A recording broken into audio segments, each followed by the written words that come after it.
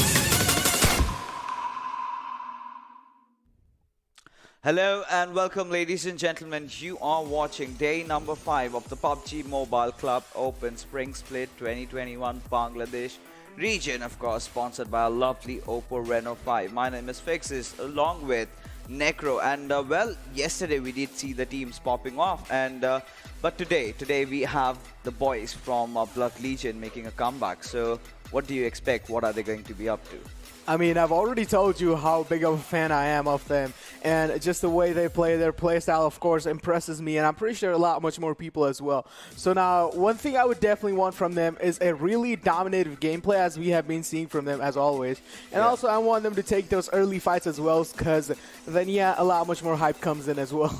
You know, it's pretty much standard that today, I think, I am also witnessing them to be playing on all cylinders, because this is a team, you know, they're on the table top. They've got the highest points for themselves. So they have nothing to worry about. They've already qualified for the regional final. So they can really put that A game forward without even having to worry about being eliminated or anything. Because, you know, I mean, from here, you're not going to get anything else. You're just going to the regional final. So that is what matters for all these teams, and they've done a pretty good job at that. Of course, they have been doing a pretty good job, and I'm pretty sure in the future they are going to be trying even better and best they are. But, of course, coming back to Blood Legions, as we were talking about their aggressive playstyle, of course, sometimes they might be punished if they are being too aggressive too. At the same time, we all know being over-aggressive is not really great. But I'm pretty sure at the same time, Blood Legions have their textbooks written and have everything studied as well. Yeah, of course, but, you know, Blood Legions, they've got their eyes on something. Let's take a look at what it is, and the other teams as well. You know, of course, the road to PMPL, as we have 3 slots from the Bangladeshi region.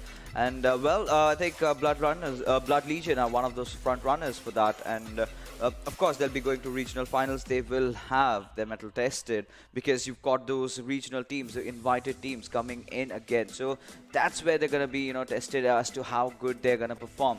So moving on forward, we have a few other teams, you know, like Big Boss X. So this is another team that we need to watch out for, because they've been really consistent. And the same can be said for, you know, Infernal, Parasite, GX. So we have to see as to how Mahfouz and his boys play today.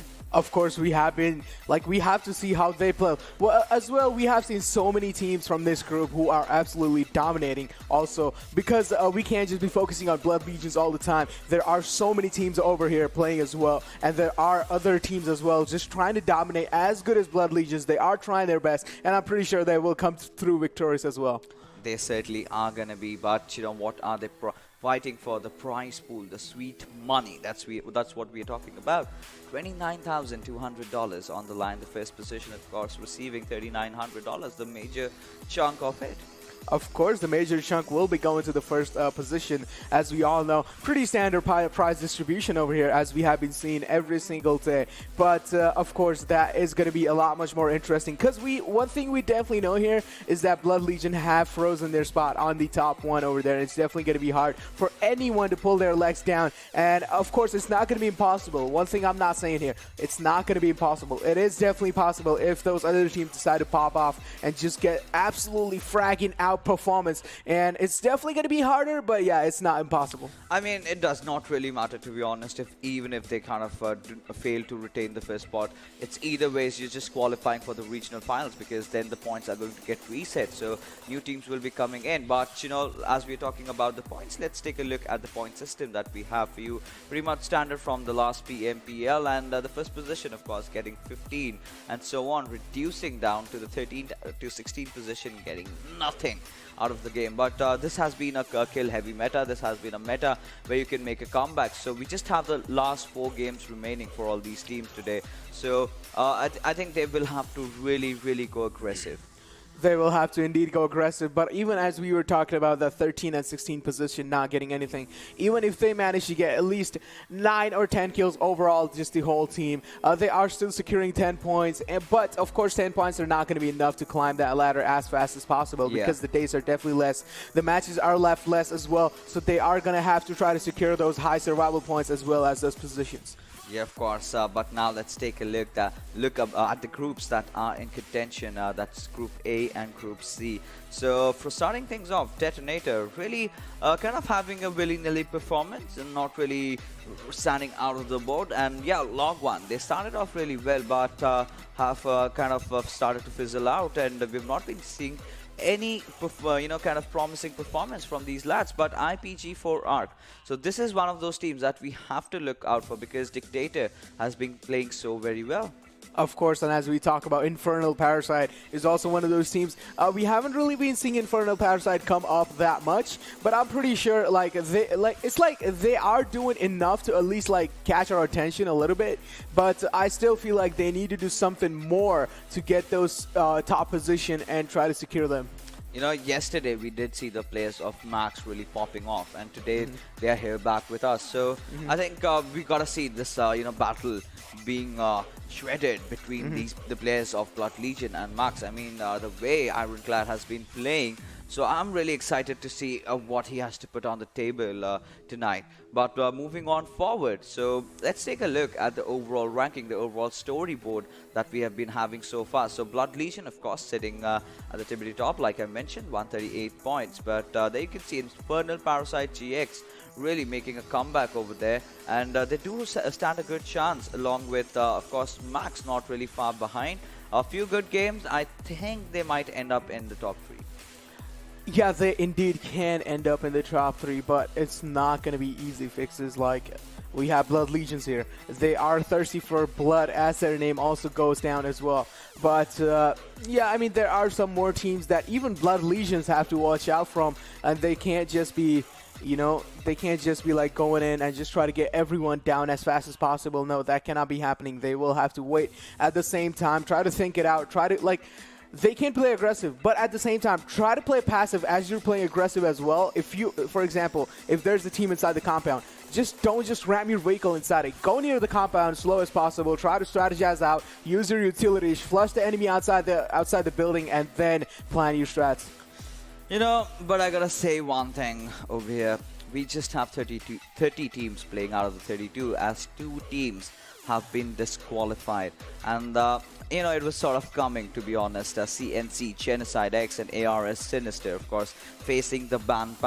And of course, the officials did take a quick reaction towards it and have them out from the tournament and a long ban. And I believe they're not going to be participating anymore in those further events. So we have always been scoffing about it. We have always been telling the players to, have those fair means, kind of have a fair play whenever you're going to be, because trying to do something like this at the highest stage, that's gonna hurt your careers a lot. A lot of esports players are really rising, and it's really sad to see, a few teams just going out like this, trying to resort to different means to have an unfair advantage. But we are watching out for, we are looking, and if we see something, if we see something fishy, then of course we're gonna hit you with that ban, and we are gonna make sure it strikes hard. But then again, moving along with the games that we have in hand, we have got Blood Legion, like we've got Max. So these are the 2 teams that I'm really looking out for. But from your perspective, what are the other teams that you think might perform well tonight? As we were talking about, Infernal Parasite was definitely one of them I was watching out for. But at the same time, yeah, there are so many teams. But yeah, Infernal Parasite, there might be a little bit of competition for Blood over there. Yeah, I mean, Infernal Parasite do have what it takes to be on the top. They've got those amazing players. And of course, Mefuz, we've seen how good he is. But let's take a look at the schedule that we have lined up for you tonight. And there you go. Erangel, Sanhok, Miramar, and Erangel. Pretty much standard. And I must say, this is the last chance for the teams from Group A and C to prove whatever they have got. Because after this, if they do not make it into the top 10, then they're pretty much done, because tomorrow we have the teams from B and D going against each other. So it's better to always have a safe cushion for you. It's always better to feel safe rather than, just have that thought that you might get eliminated. Of course, the fear will definitely be there, and as the zone shrinks, as we all know, those late game situations, of course the anxiety might be building in as well. But let's just hop into the game right here and take a look at the plane fly path. Yeah, of course. And taking a look at it, we've got the flight path trajectory going all the way from the Milta Power to its quarry, kind of a southern tilted flight path. And we'll have to see as to where the circle really forms. And we've been kind of critical about it. It kind of tends to go onto its northern side, but every single time we see something around the Yasnaya area, I think things might just be a bit different. This is a really unique plane fly path so far We've we've seen seen. that yesterday as well. I mean, no, it wasn't like this. It was something similar, but Yeah. it wasn't like this. I mean, the previous one was definitely a little bit like better, but this one is a little bit worse than it has been before. But also, just take a look at these teams are going to be struggling to go to those Yasnaya, Rozhok, and school areas because they will have to glide really far away. And as they keep on stretching, there is a higher chance of them just not surviving fast. Yeah, I'm just kind of keen to see where the circle is going to form today. Because there you can see the players of KSX already dropping off in the Milta area. Now, Exentric Infinity, now they've got a lot of potential in them, but they've been looking a bit off. And as predicted, the circle kind of being centered around a mansion and shelter. So, but yes, we've been seeing some different end circles every single time. So that's kind of quite acceptable. But looking at Casper, he's just spraying down those bullets onto which the players of, I believe that's IPGX. Yeah, indeed. Going to be connecting a little bit of shots, though, but not really getting much success out of it. And now he's going to be contesting that buggy for himself and his team. Just a tactical approach for this entire game coming from Team Max here. Yeah. Now, if you take a look at Umar from Team Max, so, well, he's just traversing around. We do not, I think he's a new substitute that has come in for his team. So we'll have to see as to how Ironclad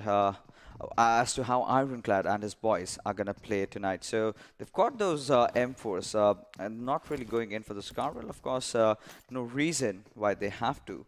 But KSX, a pretty normal start, nothing really out of order. But ALK9 enjoying their own sweet time in Pachinki.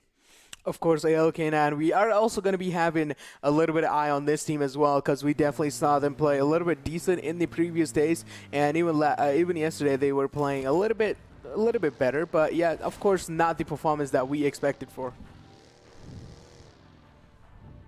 But now, if we take a look at Ishan over here. KS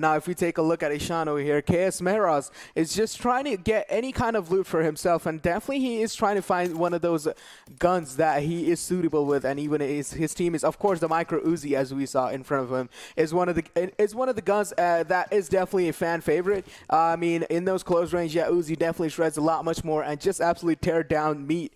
But of course, Uzi is not going to be enough in those late game circles, as we all know. We do need those DMRs and ARs to contest if we want to take those either medium range or long range fights. And even if you have a gun like M4, that's definitely going to be helping you even in close range, medium range, and even in long range. Yeah, certainly. It's definitely going to help you out. But the players of Predators, they've been having a good time so far. I mean, to be honest, they've not been in the top 10, but it's fine. I mean, if they can pick themselves up today, they're good to go. Yesterday, we did see some promising performance, especially from Fahim coming out. And Khan Solo, let's see what he's got to offer. But this is also one of those squads that were kind of initially struggling, but they really picked themselves up yesterday when they just entered the fray. And I think they've been looking good ever since. So I think we've got to put our eyes on this squad as to how they're going to perform. And let's see what they have to offer. Of course, it's going to be interesting to see what these teams have to offer. But right now, it's just a more kind of like tactical approach we have been seeing from Bangladesh region. We haven't been really seeing any early off fights, which is pretty interesting coming out from this region because we have been casting so many games for this region. And even in the previous games, we have been seeing those early fights happening all the time, all the single time. And this time, it's definitely a lot much more interesting and a unique approach coming in from Bangladesh region, which is I'm a massive fan of, by the way. But at the same time, yeah, taking those tactical approaches is definitely one of those massive things you need to do because you already know you have less matches in the hand, and as well you want to get those crucial points in their hands as well. So yeah, of course, it makes sense. Yeah, of course. I mean, the numbers have reduced. It's just 4 games, including this. So they have to be on their toes in every single one. They cannot really afford to get knocked out of this one. And at the same time, we've got a few teams that really have kind of lost the chance of qualifying. So they're going to be going really aggressive. Then we've got a few teams that are doing really, really great. And they've got nothing to worry about. But this is the team that we're talking about, Blood Legion. The way they have been playing, definitely standing out on top and crushing and absolutely demolishing every squad that comes their way. TRZ did try, to go heads in heads with them, but, they did also meet the same fate. That is, they were just eliminated. Exactly, indeed. But let's just stop giving enough credit to Gyro and even Dominic. Let's just focus on Ryan as one of the XP Blood Legion's members. He is definitely one of those support players where he tries to put his teammates in a better spot to frag out. But at the same time, if he has the situation in his hand and if he needs to fight and go just in the fight and just try to get those knockdowns, he is certainly not going to be failing as well. Because we have seen him just taking absolutely 1-on-3 clutches as well and 1-on-2 clutches as well. So Ryan is definitely one of the players you want to watch out for, and at the same time, his mechanical skills and aim is absolutely fantastic as well. Now, this is another team that we need to talk about. This is Big Boss X. So the boys have been involved in quite a lot of engagements around in this position. Yesterday also we did see some fight happening around. But, well, Chaser, he's looking in the wrong direction, though. But he did spot that bike out, so he certainly knows for sure that there's someone around there. The bike kind of, I do not know. I mean, it's kind of... Seems like the bike has too many energy drinks and she's just hopping around all over the place because she wants someone to contest her as well, because the bike does not want to left lonely, right? Because we all know how important bikes are, and there's just the speed is so amazing on bikes that it's really hard for you to get knocked down if you're just in the maximum speed as well. But now just take a look at CSR contesting the highest hill near military base and just ruling that all over the place. But at the same time, they do need to cross the bridge. But now it seems like they are going to get camped from PSR as well. So it's definitely going to be interesting to see how these guys are going to be capitalizing on the situation that is next to them. But now just look at one of the PSR members. He is literally just prone right below them. His sidekick going to be able to spot him. Doesn't really seem like he is going to be having much success. So sidekick's just going to be driving right next to him. But at the same time, taking a little bit of damage from him. Doesn't really seem like it's going to be doing much, though, but his position has been compromised. All right, looking at Vixie, I mean, he's come up out top, and I thought for a second that he was really caught in a very off-guard situation. But Malo, so he's got his eyes onto his sidekick, and he's not letting him go. He's going to burst that vehicle into smithereens, and any single moment, anything can possibly happen. But where is the cover fire? Now, see, this is where things start. This is where things start going south, right? So sidekick, he cannot move out. If he even deploys a smoke, then he will still be exposed. So, I mean, he's pretty much a goner until someone or the other comes to pick him up. But before that, they have to make sure that they apply enough pressure onto the boys of Big Boss. But as we talk about, the first blood in the game is coming through. And it's going to be done by one of the PSRM members. It's going to be Wex's. Now, it's definitely going to be interesting to see how these guys are going to be capitalizing on the other players' positions. So another CSR member goes down. It's going to be Sidekick, but Blank is there to try to save him. But at the same time, he's going to get thirsted instantly. Now, seems like Blank is in a really unfortunate spot over here. He is just trying to bob and weave all across this place, just making sure not getting hit. He just does not want to get as hit as possible. Yeah, he certainly does not want to be. And right now, Big Boss, well, they're in a good situation, to be honest. But the same cannot be said for Chasers. So now, considering how the circle has really shifted onto its eastern side, we can see a lot of teams, trying to contest for the center. IPGX, Max, everyone moving together.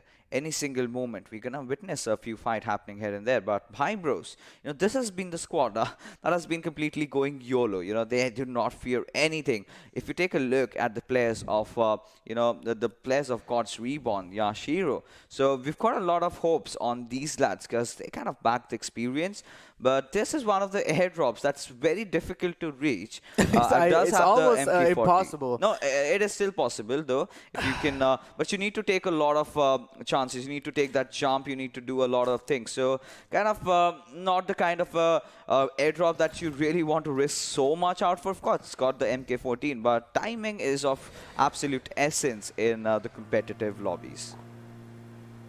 Indeed it is, but the airdrop is that I feel like no one's going to be going for the airdrop because considering it's such a massive event and you don't really want to just give your vehicles away as well as just a lot much more sound clues to any other team. But this is one of the teams as well, INFE. So this is one of the teams that we have been watching for. And just take a look at Tanvir. He's going to be doing those burst fire from M16A4. Isn't really going to be getting any shots through, but of course he is going to be doing some scary shots. But as we take a look at another player over here, going to get one knockdown, but at the same time, it's going to get traded out instantly by Log1.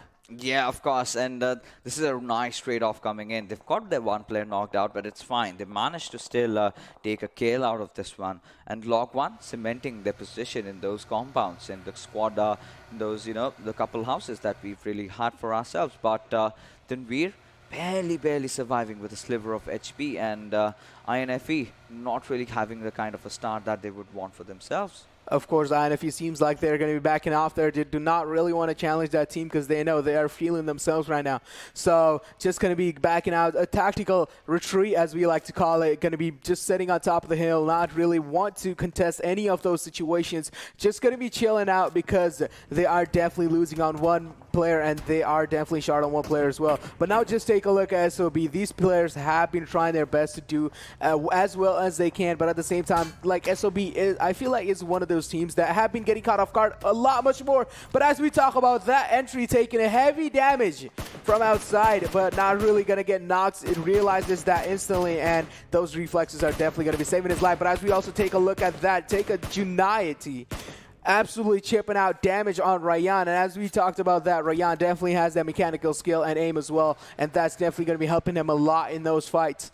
Yeah, that is certainly going to help him a lot. But, now the circle, slowly but surely moving on towards the prison area, and we've seen in the new Erangel it has been sort of reworked, a lot of riches being created, and prison being a very important compound right now. But by the looks of it, not really heading towards prison, rather the northern side. So this is an area that is, way too open, in the plains. You've got those hills from behind. You've got a few covers around mansion, but the central area is pretty much plain. So it's going to be really important for the teams to have a vehicle in those end fights to really have a chance to survive. You need to pick up those big rocks. But by the looks of it, we can see the players of Chasers, rather Rohan, taking the water road and getting inside the circle. Of course, I mean, Rohan is the only one last man standing from Chasers there. Unfortunate there's situations coming in for Chasers. They just got absolutely capitalized for PSRM. But just look at Alok. He is just down all by himself in the open of the blue, and doesn't really seem like anyone of PSRM wants to actually res him. And Alok has just died by unfortunate death coming in, and PSRM losing a guy early off. It's gonna be so much disappointing because of course they could have tried to save him, but didn't really want it to go inside the zone back in and just wanted to save him. But of course that was one of the easy res because as we all know it was just the first zone. It wasn't gonna be dishing out so much damage. But now look at INFEX in a really comfortable spot inside the circle and definitely having a little bit of high ground over here as well. So they are just going to be spraying all the vehicles that are going to be rotating in front of them. So all of the people definitely have to watch out. And as we also see, D9ES are definitely scared of them as well. I mean, they are, of course, but the players of Detonators, they need to be really careful right now. They've got that visit tower, and visit tower gives you that information, but at the same time, it's so easy to when you need to push one out. You just need 2 frag grenades or 2 molotovs to flush your enemy out of that. So they have to be really careful with the approach, but I really like what I'm seeing from the players of Team Max. So if you can take a look over there, it's the boys from High Brothers right beside them in just that one compound. But this is promising from Max. They've taken the control over the entire mansion area, not really giving enough entry room to anybody else, but you still have that squad house that's in contention that hasn't been taken by anybody. Of course. And just take a look at Max over here. Overall, they have one of the most comfortable spots inside the circle. It's going to be the mansion area, and they are ruling over the whole mansion area because there is every single one of their players in every single building. Like there is one player in each and every single building, and there are 4 buildings in mansion. So of course they have the whole compound secured for themselves. But now just take a look at Tanvir just trying to tap out any damage. I don't really feel like M16 is definitely going to be the weapon if you just want to like spam anything or spam any kind of grass. Of course it's going to be the M4, which is really comfortable in doing that. But also, yeah, it does dish out a lot much more damage, but of course it's going to be hard for you to just like keep on tapping all the time. It's going to be hurting your fingers and thumbs a lot much more. And at the same time, as we all know, the pressure builds in those late games, and even your palms get sweaty. So yeah, it's going to be a lot much more harder to use the M16 in those late circles. Yeah, it's definitely gonna be hard to use this, M16s. But if you've got those scopes on it, and if you can just tap your way through, then you're good to go. But there you can see the first team being eliminated over here, and Chaser, so going out. They've been chased off from this map, and Stranger taking a dig towards the players of God's Reborn. Gentleman, of course, taking some heavy damage, as a result of which he's been taken out. And now the players of Max are pretty much chill. They're just having a good time. We yet to see the fight break out between all these teams. But Yasmin, he's getting a few knocks here and there, taking a dig onto its Casper. So Max have to get their player back online. But by the looks of it, we can see God's Reborn having spotted out the players of Big Boss already. Of course, indeed, he has spotted out the players of Big Boss already. But now just take a look at SLXGR as well. Having one of the greatest position inside the circle. Just look at that. They are on the top side, but at the same time, there are so many teams rotating inside from above them, and it's going to be such a hard job for them to defend their compound. But at the same time, they are one of those teams who are really dominating in this whole tournament, and we have seen them absolutely just put on a show for us. But Max is over here. Doesn't really seem like they're going to be giving up their compound. But as we talk about that, SOB losing 2 of their players early off, and United just ramming inside the compound over there, and he doesn't know that there are 4 players from Hype Brothers just camping inside the compound. United is all by himself getting killed. And as we talk about, that's going to be Soulz of BD Esports just eliminated on the 14th position. I mean, at this kind of a situation, if you're trying to contest, you need to make sure that someone's watching your back. You cannot just expect to just ram in the vehicle and be, having a very good treatment. It was a hostile environment, and yes, they had to deal with the aftermath of it. But that being said, my brother's doing a really good job at fending the attack off. But there you can see the players over there, taking a few shots here and there. And, my brothers, they're looking pretty neat because considering the position they have inside the circle, they've got that compound to play around. And the same can be said for Max. Of course. But just take a look at this situation overall.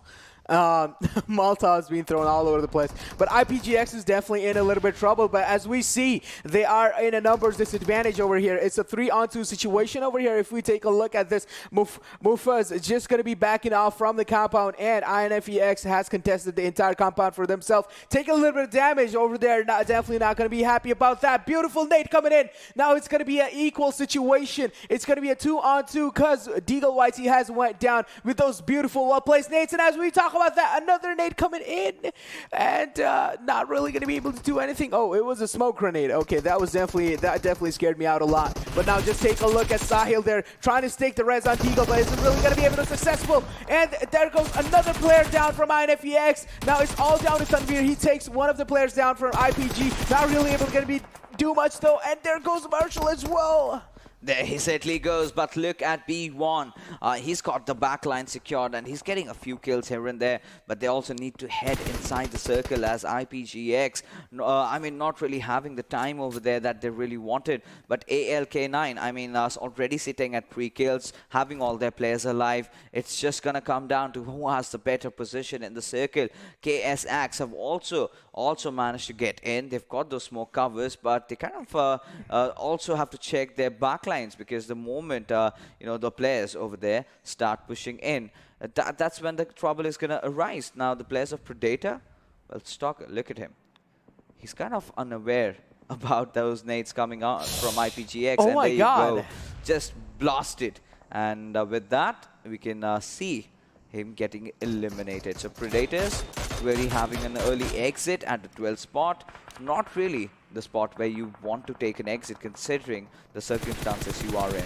Of course, as we all also see, INFE Guard Particle has been eliminated in the 13th position back in the time. But also, just take a look at KS Meraz doing so much damage, just prone inside the grass, just spamming all over the situation where he doesn't even have any sight on, and just beautiful game sense coming out from Meraz there. Just absolute beautiful spray coming in as well. But also, just take a look at Blood Legions, just absolutely obliterating the team in front of them. What is going on? Blood Legions have some mercy as we also talk. Gyro gonna be taking one more down, and now the situation is all down in hands for Blood Legion. It's an easy domination for them. And also, as we just take a look, there's only one player left for Log 1 there, and that's going to be only the one player left. And last player, as we talk about, Gyro is going to be taken down by him. Gyro is definitely not the player you want to lose off early, and Gyro has been taken down. Now Dominic is the only player that they have. Yeah, I mean, Ryan is there. You've got Lee also playing around. So let's see what Log 1 rather, is up to.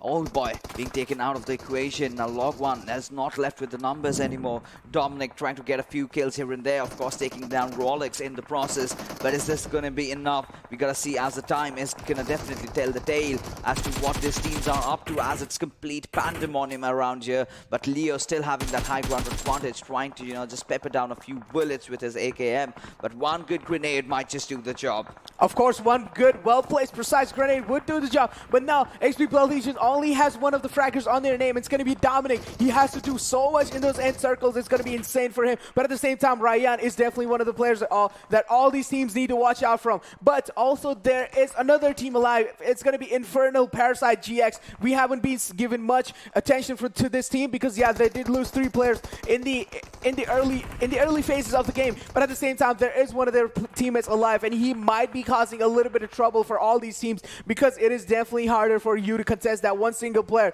But when you find that one teammate, it's definitely easier to find other ones as well. I mean, it's pretty much, the case over here. But right now, look at the circle. I mean, it's kind of shifting towards the players of Exentric Infinity. And this is the time where they got to shine. This is the time where they got to make that comeback in for themselves. But by the looks of it, Pi Brothers, Tameen, really having a good time over there. Getting a few knocks. And they've been inside the circle. But right now, they've got to make a move. And we can see the players of Max trying to do something. But Infernal, Parasite, they've been taken out of the equation over here. Thunder just spraying down, just hammering down those bullets onto the players of ALK9. So this is a team that relies heavily on those position points, and in those end circles they get the kills backing them up. Of course, but we have also been seeing C-Vine just putting on an absolute performance from EC there. And also Thunder is one of their fraggers as well. But now just take a look at this. There's so many teams being eliminated back-to-back. Infernal, Parasite, Big Boss X. It's just an absolute mayhem, as we would like to call it. The fight is absolutely happening near Mansion. There are just so many teams. Just take a look at the minimap fixes. I mean, this is off. This is ought to happen, to be honest. But the way the players of Exentric Infinity have been holding on. I mean, this is really, really interesting to watch who the circle is going to favor. And by the looks of it, it is going to go towards Exentric Infinity. But, it's been on very rare occasions that the circle usually ends inside the compound. So I'm kind of predicting that it might just take that last moment curveball towards the eastern side. But anything can possibly happen, as Umar spotting out Gentleman will pepper some bullets, but nothing really connecting as Gentleman makes his move inside the squad house. That was definitely a fast run, as we would like to call it, from Max over there. But at the same time, just take a look at this. So many fights happening, so many players are going down, and as we talk about this, Dominic is showing his presence inside the game, getting that one massive grenade kill. And now, Log 1 Esports has been completely eliminated. We were seeing them absolutely just crumbling down like breadcrumbs slowly and slowly, and now they're going to be finally eliminated off the game. This is definitely going to be such a shocker for them, as we also saw Log 1 definitely performing a little bit better. But now just take a look at this. So many utility usages coming over, so many nades, so many smokes, just to flush out anyone out of their position, and also at the same time providing a little bit of temporary cover for yourself. Now the EC definitely trying to do a little bit over here in those last circles, throwing those nades, doing a lot of damage over there. -84, and there goes one knockdown. Yeah, that certainly happens there because they had spotted out danger and they knew he could not really go out from over that situation. So, you know, all the players of ALK9 in a whole world of trouble. But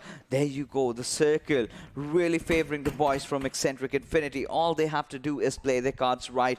Nothing else apart from that. As captain, somehow he needs to make sure that he keeps his teams alive. The hopes, the dreams, everything just, you know, come down onto him. But the players of My Brothers finally making that push into that small little shack that we have. But by the looks of it, you know, we've got two teams, in fact, God's Reborn and of course the players of Max really having those good compounds over there to just play around, as we still have 8 teams in those final few circles. And well, ALK9, not Shade, not really going off without a fight. Well, it definitely seems like he does have the shade for his cover as we take a look at him.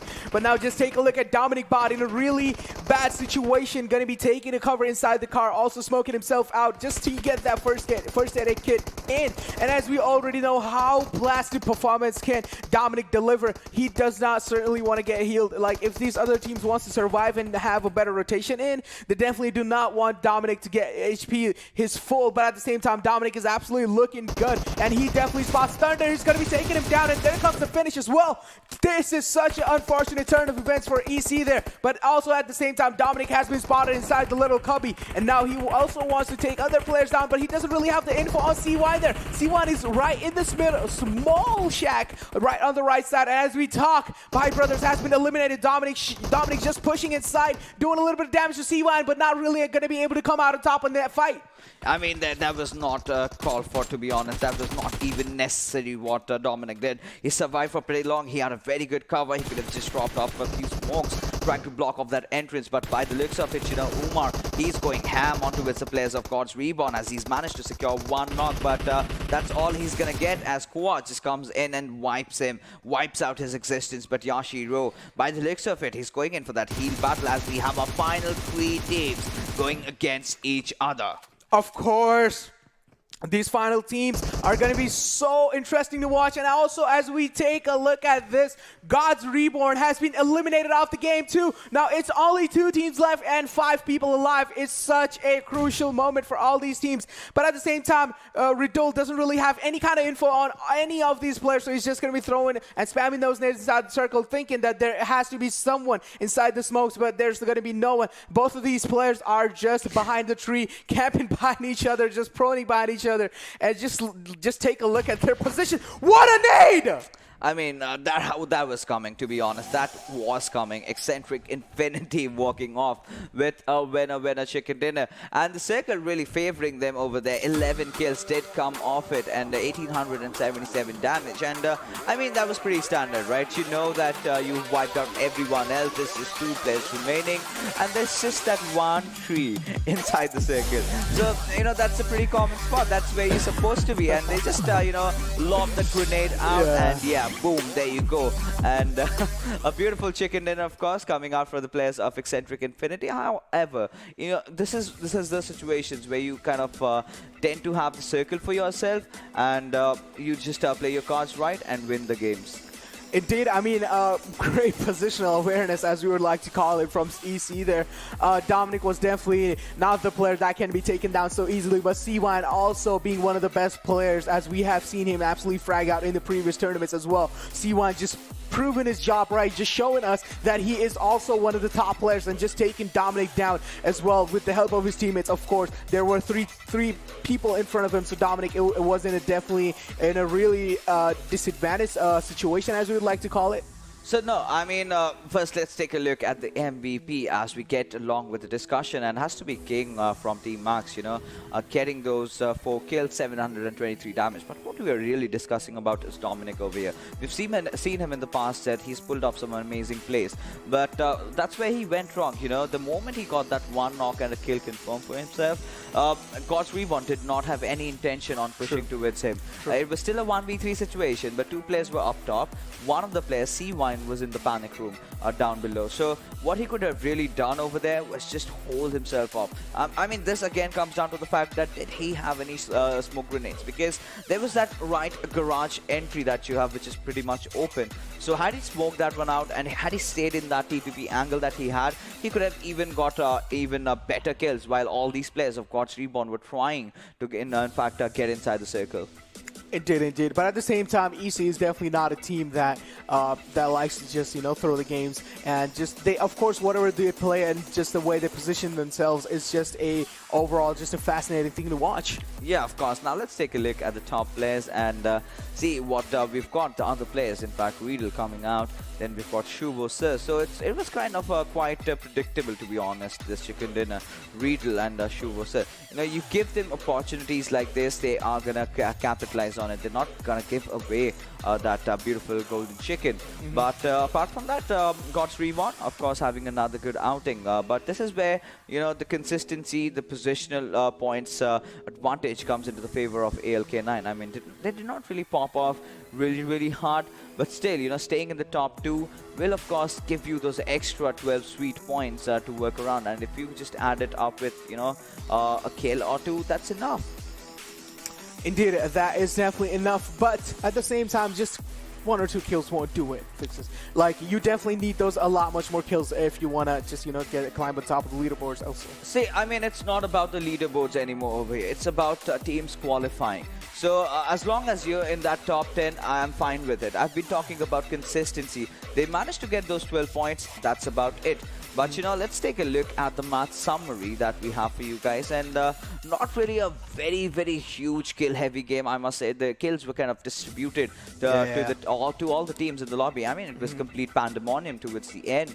Yeah, the boys from Max really played their hearts out. And I've been talking about it, right? Of course, XB Blood Legion are not really a shabby performance because, yeah, they've also qualified and they did not have a lot to lose over here. So all they're trying is, try to go in for those aggressive strats, try to implement, try to execute. But I wanted to see more out of them, some more pure raw aggression, try to push on the team. So, yeah, apart from that, which other team really did impress you in this one round?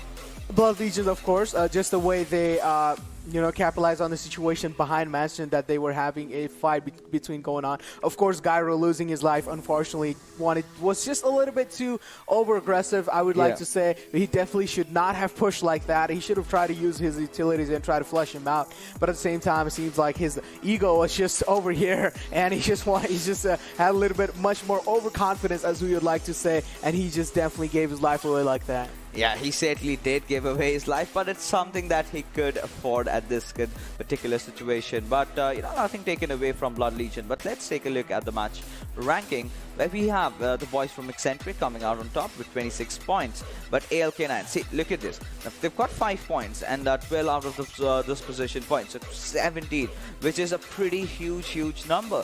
God's Reborn not being far behind, and same can be said for Max Esports. They're slowly but surely climbing up the ladders. It did slowly but surely climbing up the ladder, but Log1 has been showing up their name slowly as the days progresses on. But definitely this is where they need to show themselves and need to just give their best, try to practice as much as you can, and just try to show as much as you have got and try to even show much more better, and just do whatever it takes for you to get those top situations. But at the same time, LOG, I feel like they have been showing themselves up in the leaderboards a little bit. Nah, I mean, it was just that one chicken dinner from their side. Apart from that, I'm really waiting to see these players to pop off, but they've not been doing justice to that, and same can be said for KSX. But as we move on to our Oppo moments, we'll of course have our conversation going on, and things were pretty standard, but this is where things went completely south for the players of Chasers. Indeed, it did. But one thing I wanted to say was okay, so of course these teams have been performing really bad, but of course it's like I am just trying to give them a little bit of consent from my end. I just want to give them a little positive feedback, just motivate them to try even best and better, because we of course want a really beautiful show out of these guys. We want them to fight each other. We want them to use the best things and the best way to fight each other, so as we as caster and people as viewers get the best experience to watch. To be honest, the players from from Log 1. They did, step up really big when they came in. And the only reason I'm being critical about them because I've seen sparks. And you need to understand your mistakes. You need to work on them. Day 1, you messed up. It's fine. It's your mistake. But the day number 2, you come in and you have the same problems going on, and that's no more a mistake. That's completely your fault over there. So I think these are the things that the teams need to understand when they're gonna play on the higher stage, because it's a brutal world out there. If you're not being at the, of course, if you're not being at the best of your performance every single day, then you're gonna be crushed. Your dreams that have been crushed. I know, being a former competitive player, how difficult it is to thrive and survive in this industry as a player. You have to be there every single day, because making your name will open up bigger opportunities. And this one team, Log 1, maybe be it KSX, so they've got that in them. But they've certainly not really been spreading their wings out. But let's take a look at the overall rankings and see how teams have fared off after all these matches. Of course, Blood Legion on top, ERZ, TRZ following them in the second position. And Infernal Parasite GX also down there. Infernal Parasite GX was definitely one of the unfortunate teams that died in the early offs as well. And I'm pretty sure in the upcoming 3 games, we might get to see a little bit of more Infernal Parasite. Then again, sometimes you start to feel bad about these teams because it's still the first PMCO. But, it's so difficult to really come at this point, because you fight against thousands of teams. It's not just hundreds in numbers that we're talking about. And you never know that if you just bow out from here, will you be there for the next PMCO? Will you get that invited slot for yourself? That's not going to happen. Again, you have to, try your work out through the qualifiers, and it's more work. It's better that you get serious now rather than just waiting for another split to come. And well, you've got to say it, man. I mean, teams are really struggling, a lot of them. In fact, Chaser Evolution, they were completely lost right off the start. What were they doing with their rotations? They, I mean, if you spot it out, just take the Nova Bridge. You can do a lot of different things, but sticking on to a certain mentality has led them to the downfall. But with that being said, let's head on for a short little break. We'll be right back with the map of Sanhok.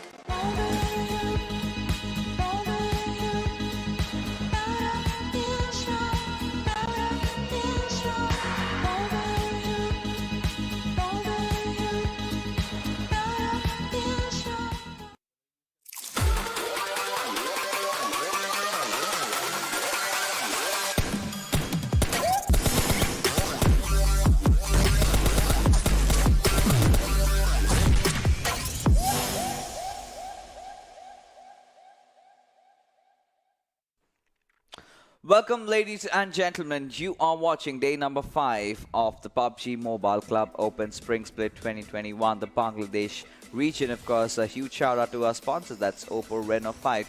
And now we are heading on to its map of Sanhok. So we've seen Sanhok really play with the hearts of the players. You know, a lot of circles here and there. Yesterday we did see that circle happening around Pan.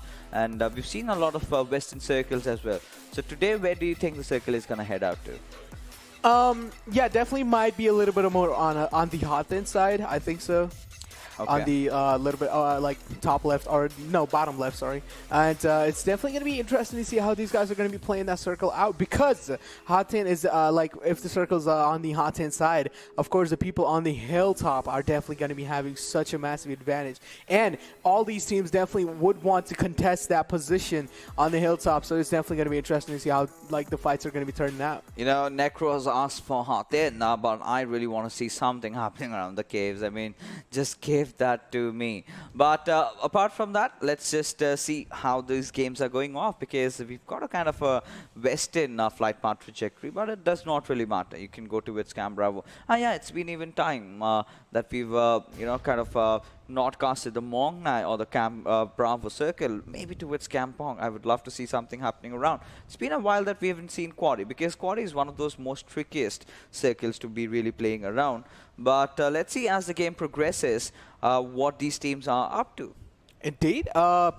Seems like IPG4 is going for Hutton. Okay. The plane was literally on the top of the hot end, but at the same time, no one really dropped in there. And yeah, it seems like we are going to be witnessing some early fights in boot camp, because we see BB and one more team right there. Yeah, of course. You know, Team BB present over there. They've been going there for quite some while. And, you know, I really want to see where Blood Legion have found themselves at. And they're going towards the Paradise Resort, as we can see some gunshots coming out. And 2 players of Bhai Brothers already being taken out. So Chasers realizing they have nothing to lose. But it's still Bhai Brothers, you know, trying to pull off a comeback over there, even having 2 of their players knocked out. So Tasin makes that push in. 762 goes down. It just comes down to that one last player. And how is he going to perform? Is he going to do something over there for his team, as the players of Chasers have already spotted him out? Of course, Chasers actually just ripping them apart at this point, because just look at Chaser and, like, I feel like contesting that one single player was definitely a lot much more better coming out from Chasers there. But at the same time, now Chasers has put BB in a really uncomfortable situation, or uncomfortable spot, as we would like to say. But Chaser players have definitely been showing off a little bit better this time. Yeah, I mean, Finisher, he's just going to back off. It's a 1v2 situation. Both of these teams are, you know, taking a lot of casualties. And pretty much over here, you know, the chances of Chasers really qualifying for the regional finals are over, to be honest, considering the position that they are in. That's dead last in the bottom.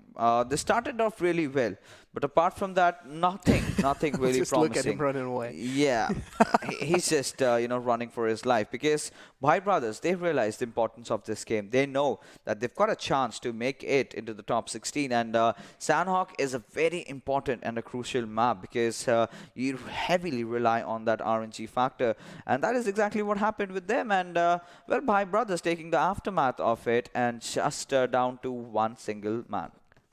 Indeed. I mean, yeah, there was one definitely knocked down, but seems like he will be bled out. You know, certainly. But now it's definitely all down to Finisher. He's definitely not going to be able to do much in this situation.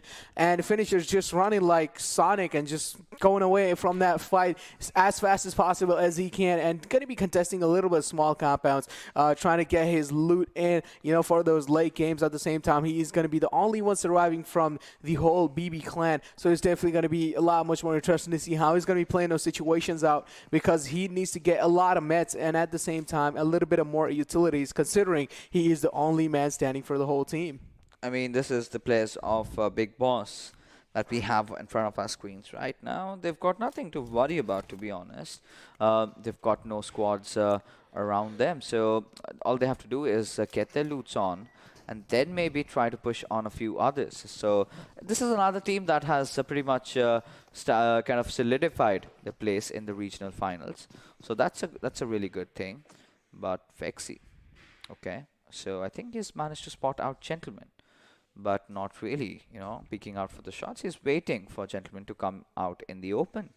Indeed, he's waiting for him to come out in the open. But just, I mean, certainly Gentleman is definitely not going to be coming out in open because he definitely knows he is on top of the hill. And at the same time, he might be the center of attention, so he definitely doesn't want it. He said that he does not. But, it's all these players. They're kind of scouring for opportunities. They're kind of scouring for vision, for information. If they spot someone out, like I mentioned, right out in the open, that's where they're going to knock him down. And, of course, want to finish him off because we've got a lot of trees in the rainforest of Sanhok. So it kind of becomes really tricky that you get a knock. You need to make sure that you get the kill confirmed. You've got those tall crosses. We get to see a lot of different species of reptiles in this particular map. But we'll have to see which is that one team that comes out of top on this one. Indeed, we would definitely want to see which would be that one team, but just look at ALK9. Two of their teammates are just sitting just so quiet, behind those two little rocks, and at the same time, just the whole squad is just right in front of them. And it's definitely going to be interesting to see how Jihad and his teammate are going to be able to spot them out because it certainly seems like they do have a little bit of clue where the entire squad is, just because looking at the way they are using the third-person perspective as per their advantage. And it doesn't really seem like anyone's going to be trying to even peek out. It's just going to be more kind of like a stare competition or stare battle, as we would like to say, is going on over here because LK9 is definitely one of those teams which are passive, and they would definitely like to take those fights when is necessary. Yeah, I mean, LK9 is one of those teams that does know, how to position themselves and fight really well. And they also understand the fact that there's someone, peeping towards them. There's someone prying over them. It's, of course, a TPP mode. But they do realize who's around, and look at Dominic. Now he's thirsty. He's hungry. The players of Exentric really taking him out. But now he is back for some revenge, trying to just gush in and ram in right on their faces, taking their heads out. So that is what Blood Legion usually does, and every single time they get away with it. Indeed, they do get away with it every single time.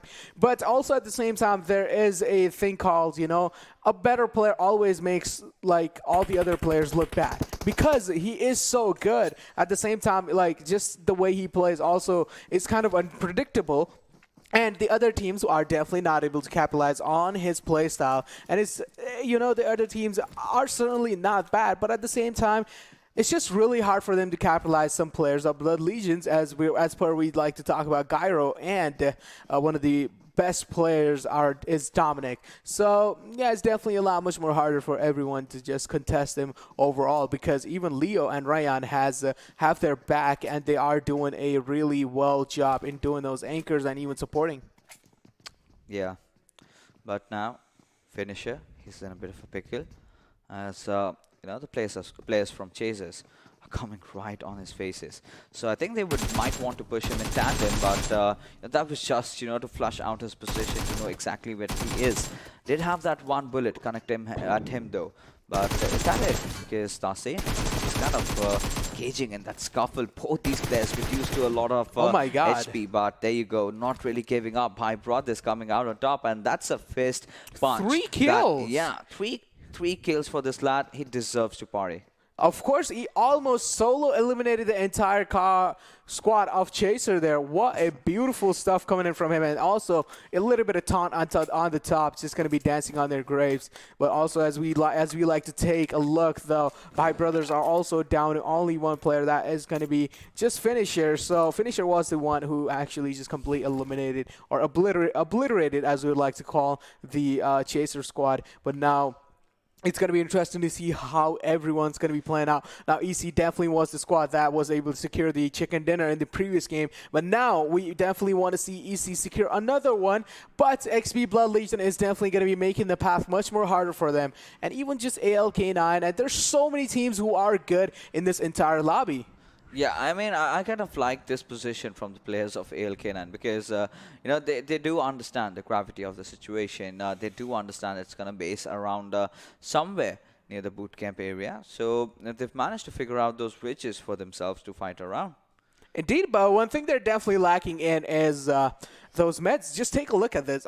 One first aid, one energy drink, and the other ALK9 member that we were spectating before had only 10 bandages. So such an unfortunate med situation coming in here, because I feel like ALK9 does want to play that kill hungry game this time, because certainly just looking at the situation they are in, they are not really well prepared for those late game rotations as well, and even those late game fights. So they will have to eliminate a squad early off just to fulfill their bellies and get that extra loot in their pockets. But now just take a look at PSRM over here. Mad Max trying to has a little bit of info on the whole KSX squad there, but isn't really going to be peeking out or even trying to do any kind of damage or even any moves. He's just going to be sitting right behind that rock. Actually, great awareness coming in from him. But as we talk about that, massive nade coming in from them, going to be taking down Mad Max. What was that nade? I mean, that was one lobbed into perfection. 3 pointers coming out from him, but Miraz, he does not seem to stop at all. Well, the boys from Big Boss, they're in a bit of a pickle as the players of KSX. They just want to go right on their faces. And Hassan finally making the push and, well, flushing him out with the grenade. Yeah, a lot of chip damage being done. The heads being spotted out there. They've been punished for that as Sanhok and Hassan just pushing in along with Miraz. And now. Well, the boys from Big Boss, I think they are on the verge of extinction. Indeed, 3 players are down. It's only down to that last man standing as well. But now, there are definitely 3-player knocks. Now, the last guy would definitely have to get the res on. But as we take a look at this, Vexus is in a really bad situation. He is getting pushed by all 4 of the members from the enemy team. And is certainly going to be taken down. What an unfortunate turn of events for PSRM. Yeah, absolutely. Now, taking a look at Ehsan, you've got to see as to how beautifully they went in with the squad wipe. So they now understand that they've got to do it right now. It's now or never. If they don't do that, if they do not kind of solidify their position in the top half of the standings, they're pretty much out from this tournament. But now the players of Blood Legion having spotted out the players of IPGX. Now this is going to be a pretty interesting skirmish. It will. Just take a look at this obliteration over here that is happening in front of us. They are just absolutely dominating the squad in front of them. Look at Dominic and Gyro. Are they even scared of anyone? Are they even scared of pushing the fight? They're just not scared of anyone. IPGX Marshall is what alive. Gonna be peeking out using that Uzi, absolutely shredding Dominic. Definitely did not expect him to have that Uzi and just shredding him like that so fast. Dominic went down so easily that we wouldn't even realize how fast he went down. But now Gyro is the man who is standing, and we all have seen how aggressive Gyro can be in certain situations. But also at the same time, Marshall does have the Uzi favoring him in close range, and Gyro does realize that, so it's not going to be going too aggressive or even trying to push him. Absolutely. But still IPGX have taken a heavy beating. Of course, they've been reduced down to just a 3-man squad. And now, well, they're backing off. But little do they know that they've got ALK9 in the nearby vicinity, and also the players of Detonators. Indeed, just take a look at overall over here now. Just XP Blood Legions, of course, losing one of their biggest man over here, Dominic. They're definitely going to be so disappointed after losing Dominic there. But now just take a look at overall situation for IPGX as well. A little bit uncomfortable, not gonna lie, but at the same time, yeah, they can work around it. But Log1 Esports. We have been talking about these guys a lot much more in the previous times as well. And hopefully they are able to show a phenomenal gameplay for us here on Sanhok today. But doesn't really seem like they want to contest their early fights. Log1 has definitely been one of those squads that just want to run away from fights, which does actually make sense if you want to survive for those later on, for those late games. So yeah, Log1 definitely has a strategy on their back. But at the same time, if you would contest those early game kills, that would also help your team out a lot. And then in those late games, you can just chill out and camp. But now just take a look at SOB United. We have seen this man just absolutely dominate over and over again in those previous games coming in. But SOB Entry seems like he's going to be spotting one of the players. Going to be taking a little bit of shots with that M4 4X. Not going to be able to connect anyone though. Yeah. Now taking a look at Soulz of BD, not really having the kind of a start that you would expect from themselves. And they just rammed in, if you remember, against by Brothers, and they were punished for that. And the kind of a situation that they are in, they desperately need a chicken to just cling on and manage to have a top 16 position for themselves. Indeed, they do need to cling on, but just look at this overall situation, man. There is such a massive open ground in between, and all these teams are just hiding around the ridges, and the open ground in between is just completely open. Now imagine if the circle shifts in the open. Everyone is going to be a literal snake till the end game, and then as slowly and slowly everyone's getting spotted, it's going to be interesting to see how these guys are going to be capitalizing on those situations as well. But also some of the players securing those level 3 helmets, which is going to be such a big thing in those late games. That level 3 helmet is definitely going to be saving you so much damage, and as well so much just, you know, versatility, or just as we would like to say, it just tanks so much damage as we would like to see as well. It doesn't really break that easily as well. But just the overall, if we take a look at over here, there's going to be sub or SOB as we would like to call them. Genity going to be making those early rotation too. Seems like, oh my god, they have already knocked one player across them, which is going to be ALK9, and such an unfortunate turn of events for them. Yeah, of course, you know, ALK9 were caught with the pants down. They were like sitting ducks over there, considering the position. It was kind of coming for them. You know, they were having those ridges, but once you just spot it out, you've got nowhere to run. I mean, if you kind of step out, if you even stand up, that's where the players of Detonators are going to spot you out. They're going to take you down. But now, IPGX, they are making their move inside the circle. But right in front of them, we have the players of ALK9. Well, they've sort of backed off. They're still trying, but not enough, as Marshall gets yet another knock. But on the sidelines, we can also see Cairo going down. So Blood Legion taking some beating over here, but nothing really much to scoff about, because like we've already mentioned, they might just be, you know, testing out some new strats, trying out different things. So it's okay.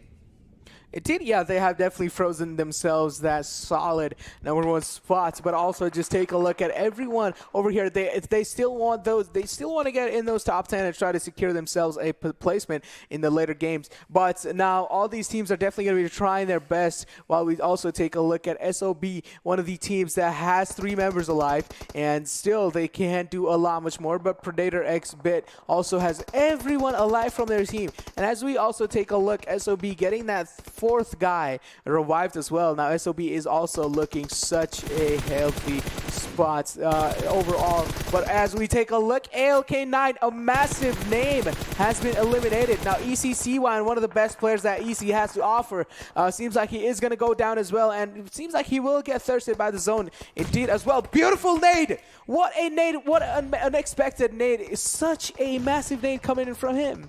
Yeah, I mean, that was well timed into perfection, and it's just going to blow away the squads over here. But Blood Legion, there you go. You can see them being eliminated from this game right now, but something that they can afford. But look at Thunder and Umar being side by side of each other. Umar getting that beautiful knock from Max Esports, but will instantly be traded off by Thunder, as Exentric Infinity are reduced to just a 2-man squad. But you know, this is the 5th circle that's going to close in. He just do not have enough time to work around, and he needs to get inside the circle.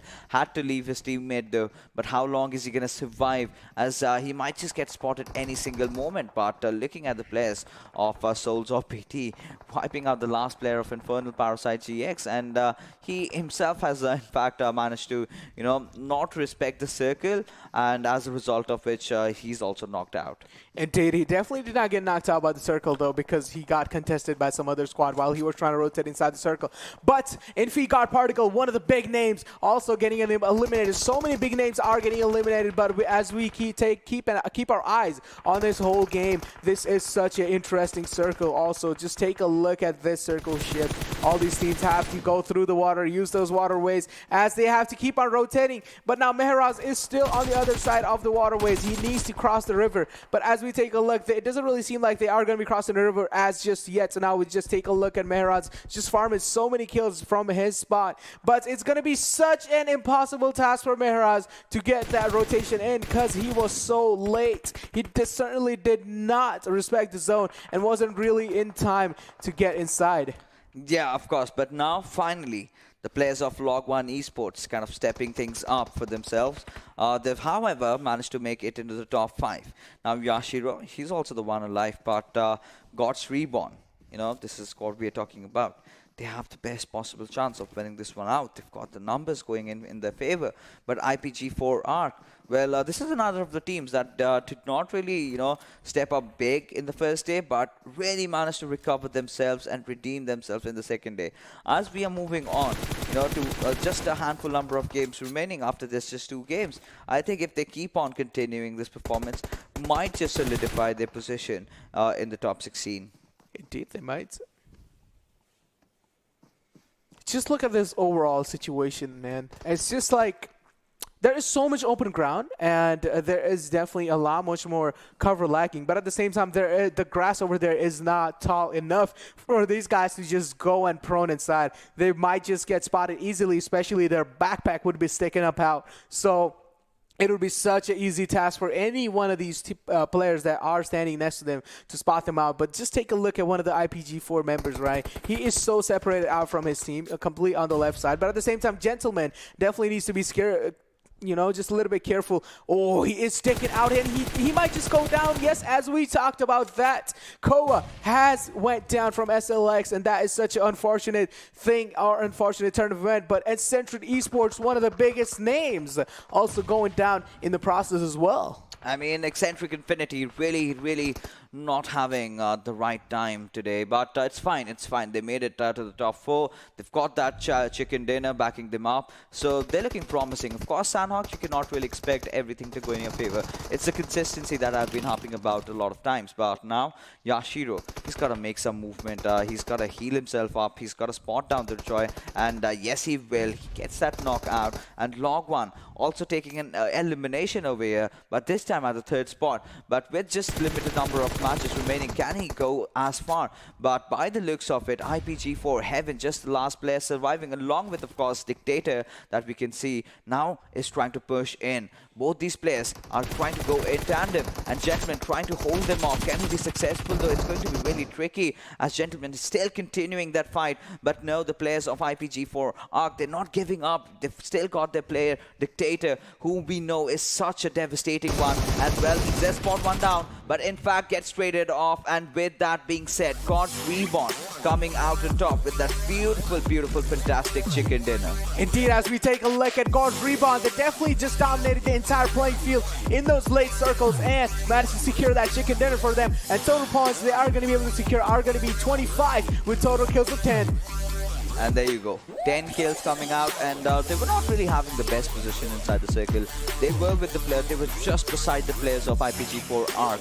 And now, with that being said, few teams are really stepping it up. Last final days, those teams that we were expecting that would pop off are actually doing that. Exentric Infinity getting the chicken, then God's Reborn coming back. And next is what? Next is what? We got Miramar for you, and then we've got the final game of Erangel. But, teams like KS Axe, I really had a lot of expectations from them. And they're not kind of being able to pop off. And again, Blood Legion not really having the day that they would have wanted for themselves. But still, despite the fact they are, still qualified. They're trying different things. They're still going aggressive, trying to spot everyone down. They're just taking them out. So that's a good approach. But let's take a look at the MVP of this game and see which one is the one. Of course, Finisher. We were seeing this man just absolutely dominate the bootcamp area, just all across. He was able to just completely take down a single squad all by himself. And yeah, of course, he definitely deserves that spot right now where he is. Beautiful job coming in from Finisher there. Well played. Yeah, I mean, Finisher and Bhai Brothers, the way they started things off, it was really shaky for them. Just that last play surviving, he did whatever he could. He went on that he went on with that 1v3 and did manage to secure another kill later. But not really surviving for the longest time, and that's gonna hurt them because this is a team that's fighting. 4 kills out of here, then you placed, you kind of finished around, just fought around 11 and 12 minutes. I think you do not really have the best of the position points, so that's gonna hurt them a lot. Does not matter how many kills you're getting, as long as you're not really backing it up with the points. You need a minimum of 7, 8, 9, 10 to really have a chance to kind of also secure your spot in the top 16. Of course, indeed, you definitely want to play and try to secure your spot in those top 16. But now let's just take a look at those top players. Yeah, of course, and there you go. We've got the players of Bhai Brothers coming out on top. Then we've got 1v4 coming out from God's Reborn. 5 kills, the highest in the lobby so far. And then we've got IPG4 Arc. So Heaven, really also performing well. And Yashiro, he's got that experience. We did see that, of course, during the PMPL, playing from the squad of INES, really helping it out. And now, I think with this game, pretty much doing well. I really want to take a look at the overall standings, though. After this, they will be, of course, coming on our way. But overall, kind of kind of a zone which really shook off the players, because it was kind of inclined towards the boot camp initially, but really shifted out. But let's take a look at the match summary and see how and what the number games were. Of course, but as you were talking about the zone shift, right? So the zone shift was definitely a massive surprise for all these players, and we saw so many players just dying because they weren't really one to rotate early off inside the zone. Of course, the situation sometimes can put them in a difficult spot, but now let's just, like, as you guys are seeing at the match summary, there's so many players that have done so much better. Now, Finisher is definitely the one with the highest damage, and we saw he was definitely the one to do the MVP process for him. But SLX seemed like they were also the one of the teams that were popping off in the previous map, which was Sanhok. It seemed like they just overall put on a really great performance for all of her to witness. But also one thing SLX lacked was trying to survive in those late situations. SLX definitely lacked over there. I mean, the way they played, I think right now, going on with those chickens, I think they're doing good. They're doing good. They've managed to get that one going in for themselves. But yes, let's take a look at the match ranking. We did have the boys, of course, God's Reborn and getting the chicken dinner. So yeah, Team SLX, yeah, they're pretty much solid over here. Log 1. Now 5 kills. So I want to see where these 15 points take them to, because IPG4 Arc, they've been doing so good. KSX kind of getting those kills, also those positions, so that's a decent game out of them. Blood Legion, I've got nothing to worry about them, but ALK9, not really in the kind of a situation that they should be in. And the same can be said for the players of Big Boss X. Indeed, the same can be said for all these players, as we would like to say. Of course, yeah, they can be trying their best. But coming back to SLX, yeah, definitely a little bit of mistake from my part coming in before. But SLX was definitely the one who took the chicken dinner in the hand. And yeah, I was trying to talk about some other team, but I accidentally put in the name of SLX. It happens to the best of people in the best of the days, because with so many teams contesting against each other, let's take a look at the Oppo moments of the day that we have. And well, things started off really, really heavy when the players of Chasers were actually trying to chase down the players of Bhai Brothers, but were kind of given a taste of their own medicine, as Finisher just finished them all. So everyone kind of, trying to live up to their names over there. Indeed, of course, they did try to live up to their names. But over here, this squad wipe over here was absolutely massive. This was such a big squad wipe, and as we took a look over here, that was an early end for Dominic over there in that fight as well. Such an unfortunate turn of events for Blood Legions also. Yeah, of course. I mean, Blood Legion, this is completely, kind of a day that they do not really have to worry about, and we've been saying a lot of times. But, the teams that really need to worry about, I think a few of them are actually stepping up when it matters. But with just a handful number of games remaining, with just 2 games remaining, is it gonna be enough? I mean, God's Reborn coming out on top with a chicken. But, nothing taken away from IPG4 Arc. I mean, they tried whatever they could. It was still those numbers going against them. They did manage to get those knocks with the last kills coming off for the players. So, now, moving on. We will be having, of course, Miramar. And Miramar is a map where teams like, Infernal, Parasite really step up. So we've seen Mahfouz really having a good position. But now, ladies and gentlemen, let's take a look at the overall ranking, because I'm not going to be concerned about the teams on top. But I would really want to see from 8th to 20th position, what are the difference in the points. Just look at this. Infernal Parasite just shifted up so heavy. And TRZ is in a massive trouble if they just take a look at these overall rankings now. I mean, they're not in trouble, to be honest. Yeah, but at the same time, the prize pool they want to get here, though. So this is the thing, right? You know, once you go into the regional finals, it's all going to get reset. So whatever prize pool you'll be earning from there, that's going to be mattering for you. Teams from 16 to 32, they will be getting their prize pool from here on, because now this is the competition to just qualify to the next stage. But as we move along further, it's from 56. I think it might be just that threshold, you know. If they can now play around, let's say around 2 more games, they need 20 more points. So they have to be at the best of their spots, because now a lot of teams, look at them, you know, they're playing their last few games. So Chaser Evolution, we can basically rule them out. Even if they kind of get those 20 points coming in for themselves, it's still going to be really tough to, you know, try to have the breakthrough, because tomorrow we have 2 more squads coming in. Of course. Yeah, that's the case. Zoss also out. Indeed, I mean, the only way Chaser can actually get out of their spot right now is, of course, try to secure those 15 kills overall, all the total kills, and at the same time, try to get that chicken dinner as well. If they manage to do that, it's going to be 30 points, and if they manage to secure 60 points in the upcoming 2 games, of course, Chaser would be on the top 10. There you go. He has, of course, made his speculations, but anything could possibly happen as we head on for a short little break, because coming right back after is the map of Miramar.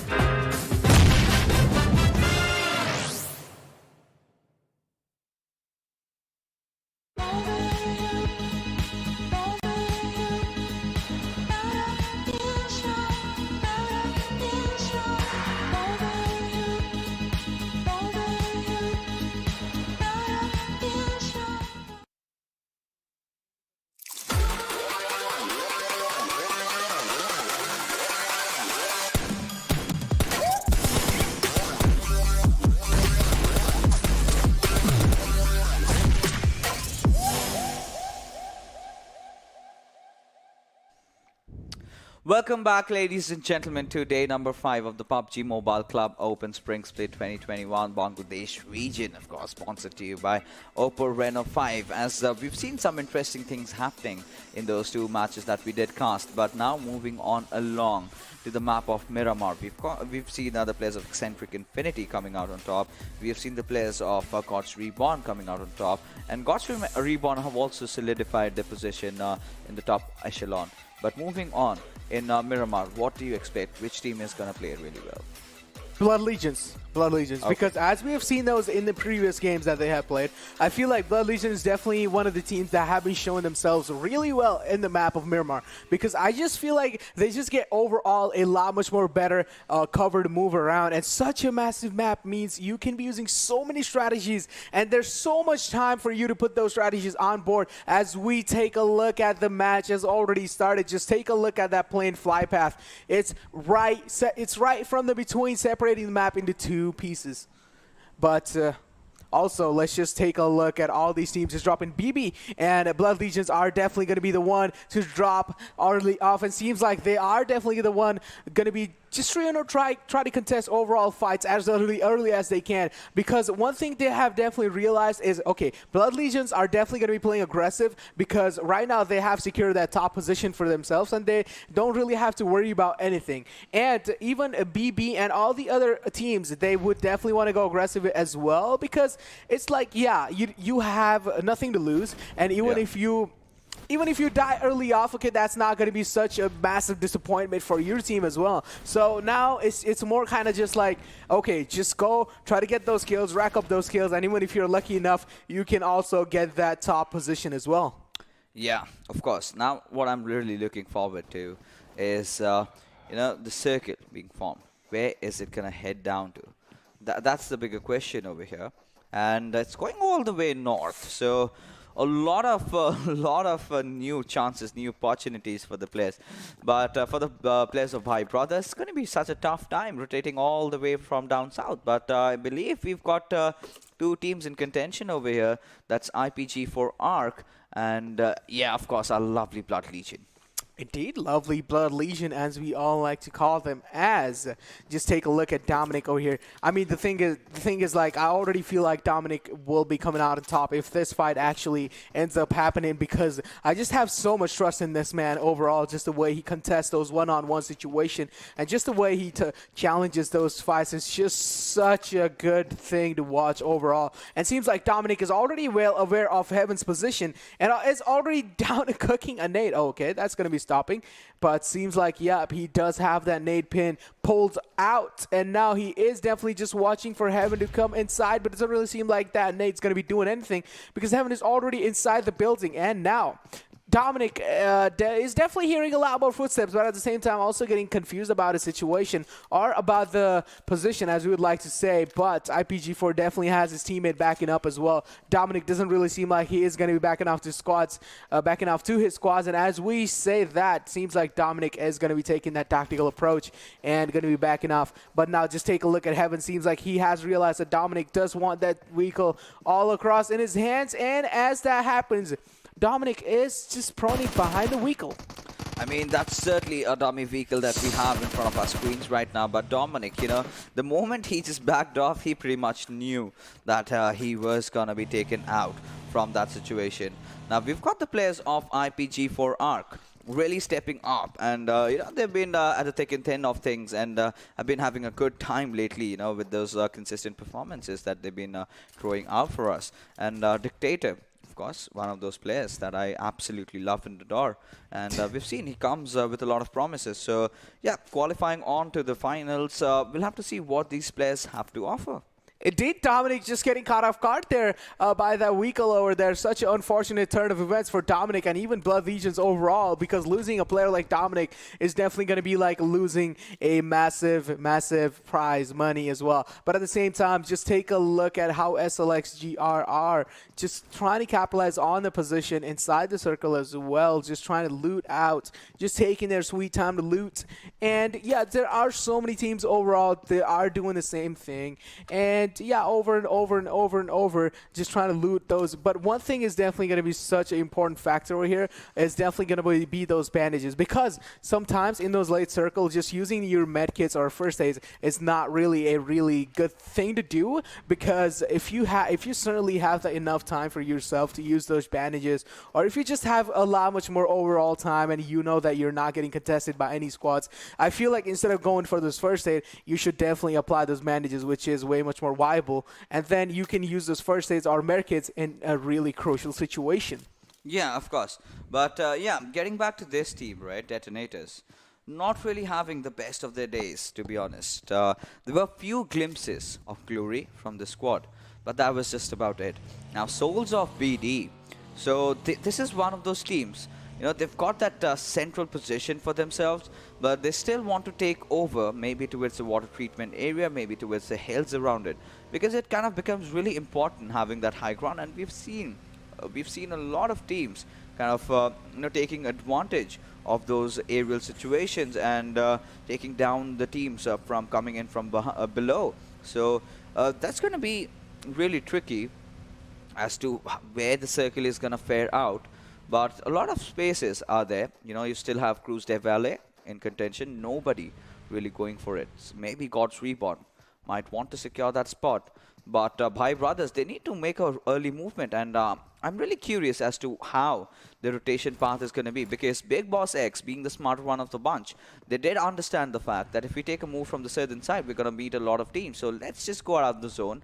Let's just go take all the way up the northern route. And maybe try to go into La Cobreria. But they'll have to be very careful traversing around that area, because we have got detonators. We've also got the players of Max.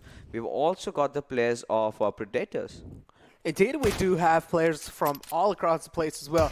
But I am hearing that sweet Car 98 in my ears, and I want to see that Car 98 just pop in and bust in some heads. Of course, we all definitely want to do, but just take a look at these overall team names and stuff like that. XP Blood Legion is definitely going to be the one to give that first blood away to the team, to the enemy team, which they are a little bit sad, but at the same time, they're like kind of meh, it doesn't really matter. So, I mean, they have frozen that first spot for them, and even as he said, they are going to be resetting soon overall later on. But at the same time, just take a look at INFE X Sahil over here, just throwing out some massive big boy shots on the ALK9, but it doesn't really seem like it's going to be managing to get any kind of success or even any kind of connections on them, because of course, as we all know, those bolt action definitely have those high velocity, or as we would like to say, it just takes like such a long time for them to travel from one point to another, and it's just like, overall, just, it's just a hard gun to use. I mean, in competitive lobbies, the only problem with bolt actions have been that you do not have constant targets, right? Everyone sort of completely moves around.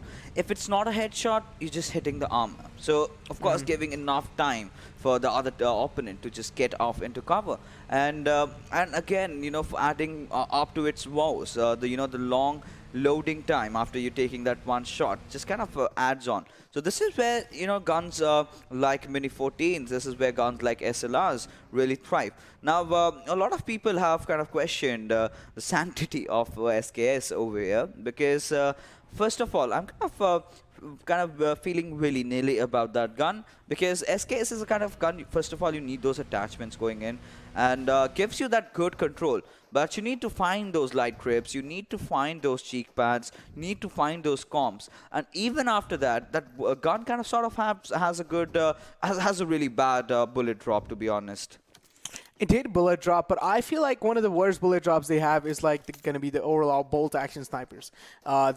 And it's just like such a harder gun to use when you are not seeing much more targets on your screen, and they're just going to be sitting and camping inside. While if you have an SKS, you are just going to be spamming all across. And if someone just peeks out their head, even in the way you're spamming, yeah, there is a higher chance that you are going to be headshotting them while you are doing with any kind of bolt action snipers as well. But just take a look at ALK9 Tassino over here with that beautiful M46X, and just going to be scoping right onto the enemy skulls there. Yeah, that he is, of course. Now everyone wants the King of the Hills position. Beautiful grenade being popped off.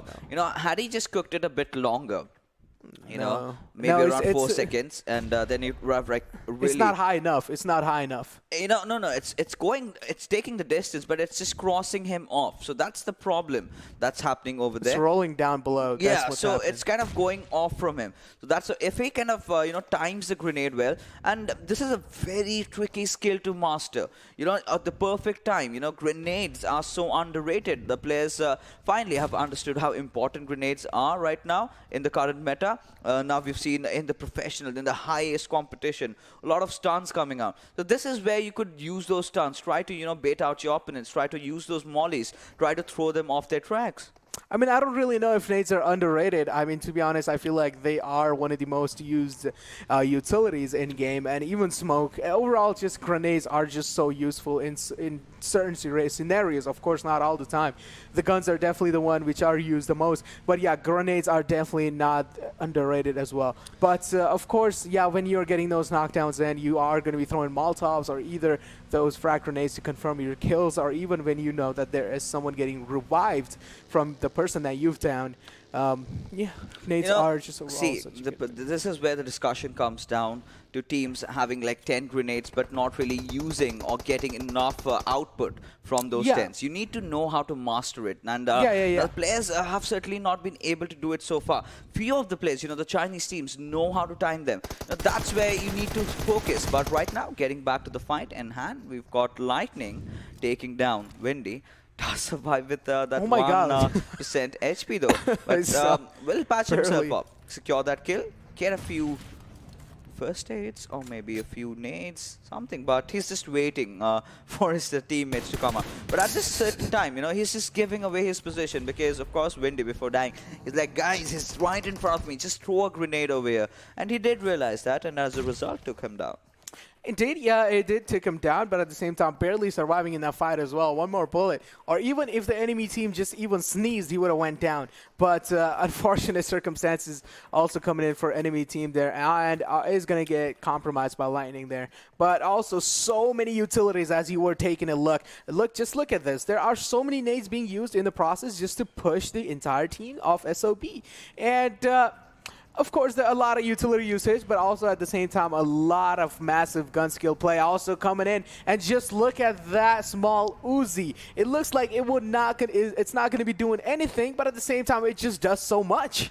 Yeah, I mean, you can never rule that weapon out. And even after that update where we did see those, red dots and hollows on the Uzi, it's even got dangerous. But it's again another of the weapons that's really overpowered in those close win situations. But then again, it kind of nullifies the fact that it kind of fades off during those mid areas, the damage really reducing out. But here we can see the players of Detonators knowing they've got nothing to lose. They've spotted down the players of Soulz of BD, and Hydra is in a whole world of trouble. How is he going to retreat from there? And that's not going to happen. They're not going to give him that chance. And with that being said, Soulz of BD really getting out on the 16th position. That's unacceptable. Exactly, indeed. I mean, just look at this fight erupting as well. It's going to be between D9ES and one more team. But also at the same time, that's going to be third party from the enemy team as well. So D9ES just decides to back out and try to make sure just get a better position overall, trying to secure those high grounds as we just take a look at Hellfire, securing the high ground for him, just trying to spot out anyone there. But at the same time, even the enemy team is a little bit more aware of the situation as well. It's going to be SLX GR. We, of course, know this was the team that won the chicken dinner in the Sanhok map, and we all know how hard it is to actually win a chicken dinner in Sanhok map. Just taking a look at overall the circumstances that can be happening in the Sanhok. But for focusing back on the game here, gentlemen, seems like he is really back off guard in the back lines, and at the same time he is trying to just scout the compound out, but doesn't really seem like he's going to be spotting anyone. And Hellfire just doing a little bit of damage, or not even any damage, to be honest. He wasn't able to connect even a single bullet. Yeah, but right now at this point, Detonators have very little to lose. Now they are kind of like the ones that are completely going to go ham on every single squad that they spot for themselves. But take a look at the circle. The weight has shifted, and that was a really good decision by the teams, by the players, to leave Hashin the Del Patron and go over there, have that high ground advantage for yourself. Yeah, but now we've got Fahim doing so much damage, and INFE in a bit of a trouble. But look at Deagle. He goes out, but kind of is off about the positioning of the other player. Yeah, overcommitment being visible, and as a result of which he gets taken down. Exactly, just getting melted like ice cream in seconds. Such a massive, beautiful spray coming in. But also, as we take a look, there comes the trade in as well from Sahil. This man is so consistent in his sprays overall, and just an overall really good support. And even sometimes he can do those fragging potentials as well. But now there comes the heal in from Sahil also as well. INFE is overall in a really difficult situation because they are down to only 3 players, and they will have to do something to get the whole situation overall in their hands, because the enemy team definitely has all their players alive. Or no, sorry, they also have only 3 players alive. So I mean, it's a really, like, you know, situation where it comes to like an equal advantage. But now just take a look at SLXGR also taking such a massive disadvantage in this fight as well. Gentleman getting knocked down early off. Yeah, that did happen, but you know, God's Reborn, you know, he's still trying to, you know, hammer down all those bullets, trying to go in to rescue the fallen comrade over there. And 1v4, that's what he's trying to do. He's trying to press them off. But I believe the players of Chasers, they're gonna chase them down. They know that they've got some big fish out here. But there you go, Yashiro coming on top with his Uzi and Oa, providing that Precise beautiful, spray. yeah, beautiful cover fire from the sidelines. Exactly, what a precise spray coming in from that M16 M416. Just look at this man, just absolutely dishing out so much damage from that long range M416. But now also SLXGR is in a really tricky situation. They need to get Yashiro up, but it doesn't really seem like anyone is going to be near Yashiro. They need to get that res in. I feel like it is not a really tough situation for them. SLX can easily get that res in on Yashiro if they decide to just wrap around completely from the left side. This might be an easy res, and at the same time just use a little bit of smoke and your utilities just to get to Yashiro. But of course, yeah, there is a massive possibility that the enemy team uses their utilities and nades on you just to flush you out just by capitalizing on your position overall. But there's just so many DMRs and just so many long range fights happening over here. Koa also dishing out a little bit of damage and also getting that knockdown on the enemy team. That's going to be Chasers. I mean, at that point, Yashiro was pretty much done. The moment he got knocked out, some damage following it up, and there was no point in committing. There was no point in going towards Yashiro to get that res. Of course, they could have deployed a few smokes here and there, but the wiser decision will be, of course, to back out, because they have to get inside the zone. They gotta secure a good spot, which is very highly unlikely to happen right now, considering the most of the teams have already made it inside the circle. Indeed, just look at how bad Devil is positioned himself. He is such in massive trouble as we take a look at these nades just crawling down near him, and the one nade's going to be busting right next to him. But also at the same time, it seems like the buggy's also going to be busting. It's smoking out already. The black smoke's coming through, and we already know a little bit of spam of bullets or even one nade can just bust the buggy out, and with it also Devil can be busted as well. But it doesn't really seem like Devil wants enough of it, so he's just going to be backing off a little bit. But CSR, as we were talking about, if they actually want to get on those top 10 situations, they need to get at least a chicken dinner with a lot of eliminations. But if we take a look, one of the big names, Bai Brothers, have been eliminated. What is going on the 15th position? Such an early elimination coming in from BB. Definitely did not expect them to get eliminated so early on. I mean, ALK9, that is what happened to them. And ALK9, quite some good firepower coming in from the lads, finally stepping up once they know that they've kind of cemented their position. Oh, no. And now Blood Legion really not having the day of their lives. And they've been trying, like you mentioned, you know, in the pre-game segment, you've got the freedom to do whatever you want. But that's not how you do that. You need to, you know, try out different things. You need to try out your formation. You need to try out your coordination. You need to try to commit for the pushes. But they're kind of looking off. They're playing from the edges. They've managed to revive their players. Dominic, however, we did see taking that early exit right now. But let's see, as the game progresses, who comes out on top. And this is a really good game in which IPGX can have a good chance at getting a chicken. Indeed. I mean, just take a look at KS overall. Just take a look at KS Ishan. Such a great position inside the circle. Having that compound in your hands, having those small windows just to peek out and peek back, you know, in the safety again. But as we take a look, Chaser Evolution has been eliminated with only 1 kill in their hands. And that's going to be such a massive disappointment for Chaser because we already know they are completely out. Yeah, I mean, Chasers... they did not really have a lot to play around with. But Log 1, they finally seem to look very serious about things right now. You know, with the whole hell breaking loose, they realize the gravity of the situation. They need to wake up from the slumber, and they've got the best position in the circle. This is certainly the chicken dinner that they cannot afford to lose. They have got to get this one. But coming down to the fights that we have in front of us right now, it's the players of Predators. Fahim trying to apply that extra pressure, trying to take down Deagle in the process, and Sahil, he's trying to provide that cover fire. But then Veer, he's bleeding, and with that Fahim comes out and gets that neutral not connected. He needs to retreat now. He needs to get back, reposition himself, and re-engage in the fights. As now the last player of INFE, Deagle, he's struggling. Can he get that knock though? Can he do something to keep his teams alive over here as Fahim just sprays down? And there you go, with just 10 HP surviving. Fahim really needs to get back off, but that's where Deagle comes out on top. And is that going to be enough as the entire squad of Predators are going charging on towards him, as they will be trying to eliminate? And there you go, coming in. Indeed, a massive elimination from the entire game. PX just completely dominating the entire situation, while also as we take a look at the whole Detonator. The Detonator is also one of the teams that have been positioning themselves really well in those late game situations, and also just overall getting such a better positioning advantage from just, you know, overall just better. But just take a look at this massive M416 spray, just spraying out anyone that is in their way. Also at the same time, having that ridge for your cover is going to be giving you a lot much more advantage in situations like this. And just it's a massive name getting eliminated. It's going to be Max. Yeah, I mean, Max have not really been having the times of their lives today. But look at the players of IPGX. I told you, they kind of thrive in the map of Miramar, and they are stepping it up. Heavy, going big and loud. 4 kills already, wiping out ALK9. So they still have nothing much to worry. But, well, look at the players of Blood Legion. In fact, look at Leo. I think they've also spotted out the players of KSX. It's just going to come down to which fights are they going to choose for themselves. Indeed, it's definitely going to be coming down to that. But now just take a look at IPGX overall having such a massive high ground advantage on this entire situation. But also at the same time, they might get forced outside the zone as we talk about that. The same thing's going to be happening as C1 is an absolute domination spree.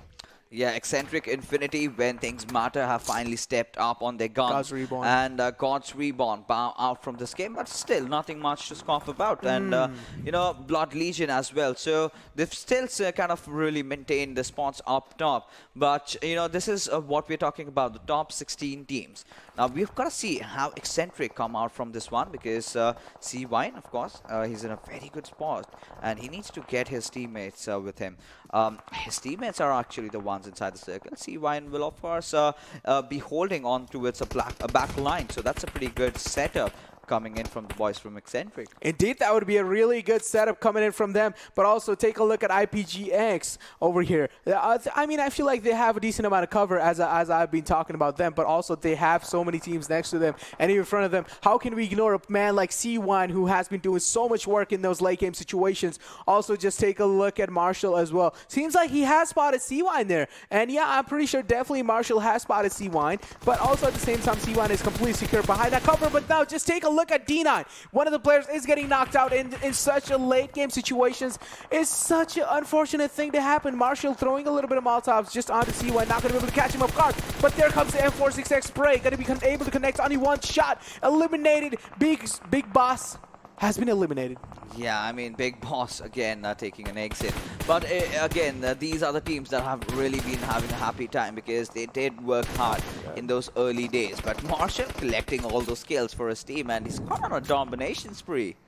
Indeed, Marshall has been doing so much better, and just overall the position that Marshall has, he's just absolutely dominating everybody in those late circles. While we also take a look at this, IPGX for ARC has been eliminated as well. Such an unfortunate situation for IPGX. We're definitely seeing this team's doing so much more better in the previous games as well. But also just take a look at PX Bit Winner here is just knocked down behind that compound. It's, you know, yep, crying for help for his teammates, but it doesn't really seem like his team teammates are going to be risking their life to get him alive. But also at the same time, IPGX Marshall taking so much damage in the process, also trying to do a little bit of damage. It doesn't really seem like Marshall wants to get damage as well, so he's just going to be prone and back down into the cover and also applying that first aid kit. I think this is the spot where Log 1 needs to start racking up the kills, because Exentric, they did have the epicenter for themselves, but they're kind of looking surrounded. Few good grenades by all these teams, they are going down. But otherwise, we do see Stalker being the last person to be taken out from Predators, and with that, they've been eliminated. But Log 1, they've secured themselves 8 kills, and they are certainly hungry for more, as this is the map which is going to count a lot, because if they have to make it into the top 16, if they want to secure or cement their place rather in the top 16, they have got to win this one out. Indeed, they have to win this one out. Ooh. Now, just take a look at KS's Sean as well. But just take a look at just overall situations over that here. on. Exactly. Oh my God. Oh yeah. I didn't really notice that until late game. But yeah, of course he has got that on. But I don't really feel like in situations like this, is going to be coming out much more handy, because because everyone's just prone and everyone's just inside cover, and the peaks are definitely not going to be coming in so much out. But just take a look at overall EC situation over here in PGX also. Just look. This is what I was talking about. Everyone's just prone. Everyone's just crouching behind the covers and ridges. So like the I don't really feel like it's going to be showing its best talent over here. Yeah, I agree with you 70%, because, you know, then again, that weapon, that sound kind of instills fear that you're not going to peek at that enemy. So, yeah, he's got that ghillie suit. That's the only prop that I can give. But apart from that, B1 taking down the players of Log 1. What? Yeah, B1 still continuing with the spray. KS Axe trying to get inside the circle. They're contesting their way in. But is IPGX gonna allow the players of KS Axe to really enter in? It's a 2v4 situation. Make that a 1v4 as their players have been knocked out. But C-Wine somehow still surviving. It's a 3-man squad for Exentric, and they also want to win this one out. Indeed, but just take a look at C-Wine over here. This man has been doing so much in those late circles, and even in the previous game, this man was just absolutely dominating late circle field. But overall, just take a look at this. This is going to be EC just completely dominating Infernal, Parasite, GX, getting eliminated early this time. Yeah, I mean, the top 5 position coming out for this team, but Shuba, he certainly does not look like he wants to back off. But it's C-Wine who's relentless, who's been getting all those kills. The M249, the weapon that you would definitely need in this close range situations to completely go bonkers and mad, as this is going to be a pandemonium that we are going to witness as the Detonators, the last player surviving. Lightning, he secured 8 kills for his entire team, does have those 8 kills, out of which 4, of course, going to Lightning. Can he get a few more?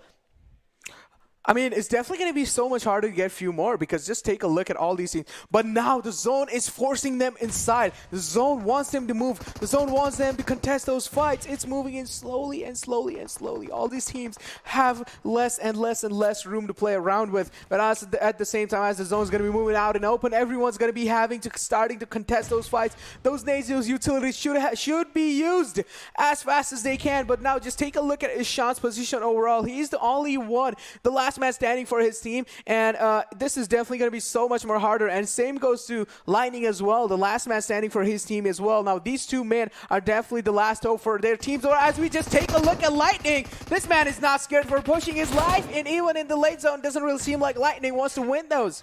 I mean, look at Ehsan. He's doing so much just from the sidelines. He was way too much in the open. Didn't he have the arm? No, he did have the M249.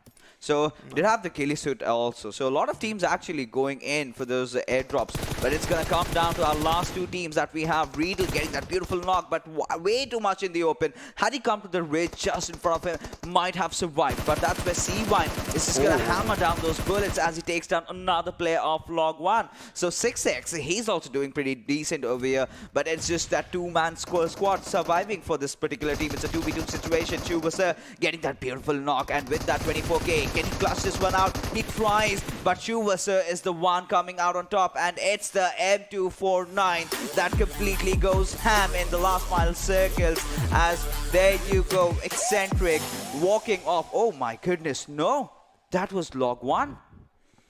I thought Chuvasa did clutch it out in the end with that M249.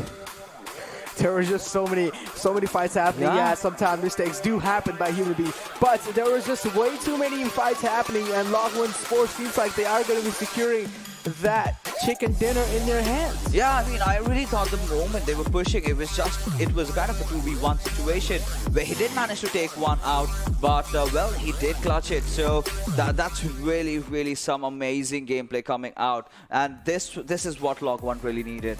And you know, in situations like this, they kept their nerves calm, and of course, walking off with that beautiful, beautiful victory. But huge props, of course, to the players of Exentric Infinity. They did have those weapons backing them up, but I think in those final few circles, it was their positions that they kind of messed out on. Of course, I mean, in final circles, definitely the zone was pushing in, and these guys wanted to move inside, but also at the same time, if they wanted to move in, they would, of course, expose their entire body. So they had to fight, they had to use all the utilities they had, which definitely they tried to do as to the best. But of course, in the end, it was just an absolute chaos because there was no cover in between, and they all just started fighting at each other just with those Scar L6s, M46s were just showing out, and M249 showing its colors. I mean, I really felt that Exentric Infinity could have pulled that one off. But let's take a look at the MVP, because you know, the moments you did see the players of Exentric Infinity really fighting it out. It was C1, of course, getting those MVP title, and 8 kills. That's really neat, and 766 damage. As long as you're getting those kills, does not matter how much damage points you have. But yeah, getting back to the discussion that we were having. So it was the boys from Log1 who did have a good decent cover, but it was the boys from Exentric who got the first knock. And after getting the first knock, they kind of sort of got greedy over there, too much in the open, just got traded off, and back and forth trades went off. And I must say, the last player of Log1 really played his hearts out, because it was a 1v2 situation. He managed to take both of them down. Exactly, indeed. And you were saying that, I mean, you know, before you were like saying Log1 isn't really going to be able to do much in those late situations, but then also I was giving them a little bit of consent, and seems like my consent is actually helping them win the games. So all the teams that are on the bottom, I have your consent. I will give you guys the best to try and perform for the best, and I'm pretty sure you guys will succeed sometime later in the future. Yeah, with just that one game remaining, can they make it? Can they make it? That's a big question. Let's take a look at the top players that we have over here. That's, of course, C-Vine coming out with those 8 kills for himself, and 6-6. So this is also one of those players from Log1 who's finally stepped up. And I mean, it's been ages that we did see Log1 really perform, and finally they've done it. 8 kills just from these two players combined. And IPGX, again, continuing their consistent run. I must say, they were not at the highest of the standings, but still did garner a few kills here and there. And of course, when the match ranking comes, I think we are going to witness some good position from them.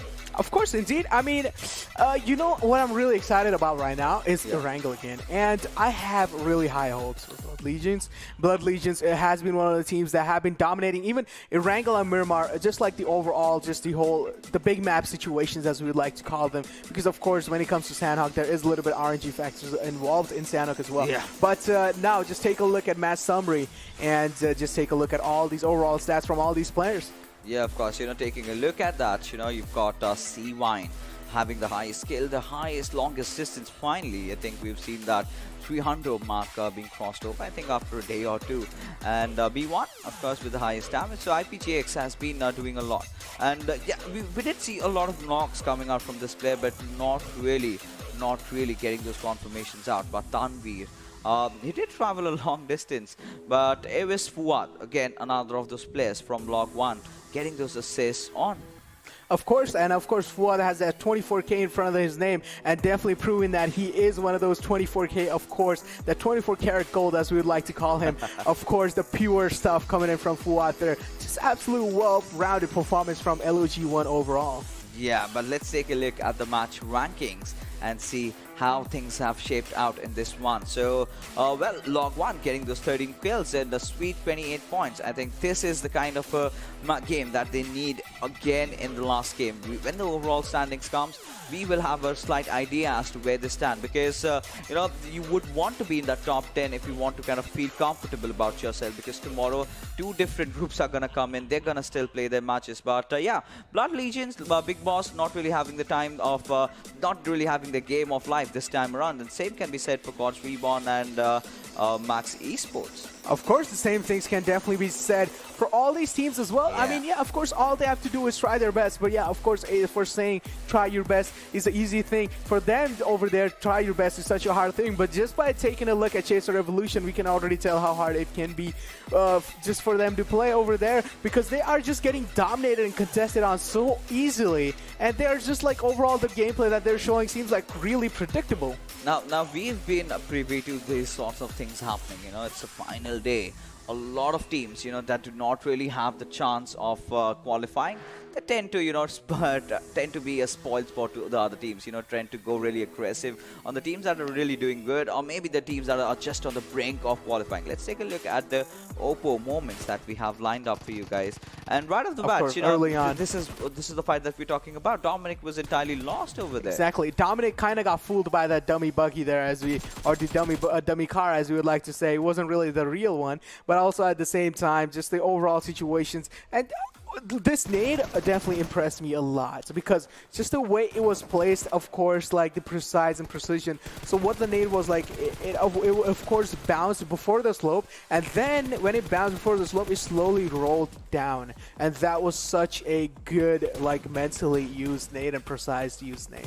Yeah, of course. And you know, as we move along further, you know, we're talking about grenades. So this is one of the things that we were, of course, having a discussion about. You know, having 5 to 10 grenades, using them, that's not as good as, you know, using 2 or 3 grenades perfectly.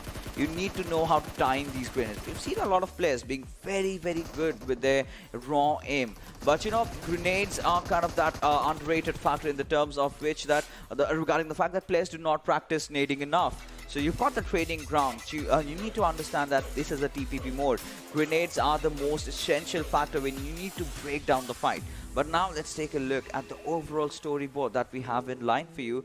And oh, finally, Log1 Esports make their way into the top 8. Of course, I definitely knew that Yes. that win is going to be boosting them up so much in those leaderboards, and seems like it's definitely working out for them. Log1 Esports definitely making their presence in those top 10 situations. But you know, considering they've played the 11 games, and then we have the other teams. Now, if you take a look at their points, they were somewhere around the 94-96 area. So we've got the other teams up until the top 16. We've got Soulz of BD with 62.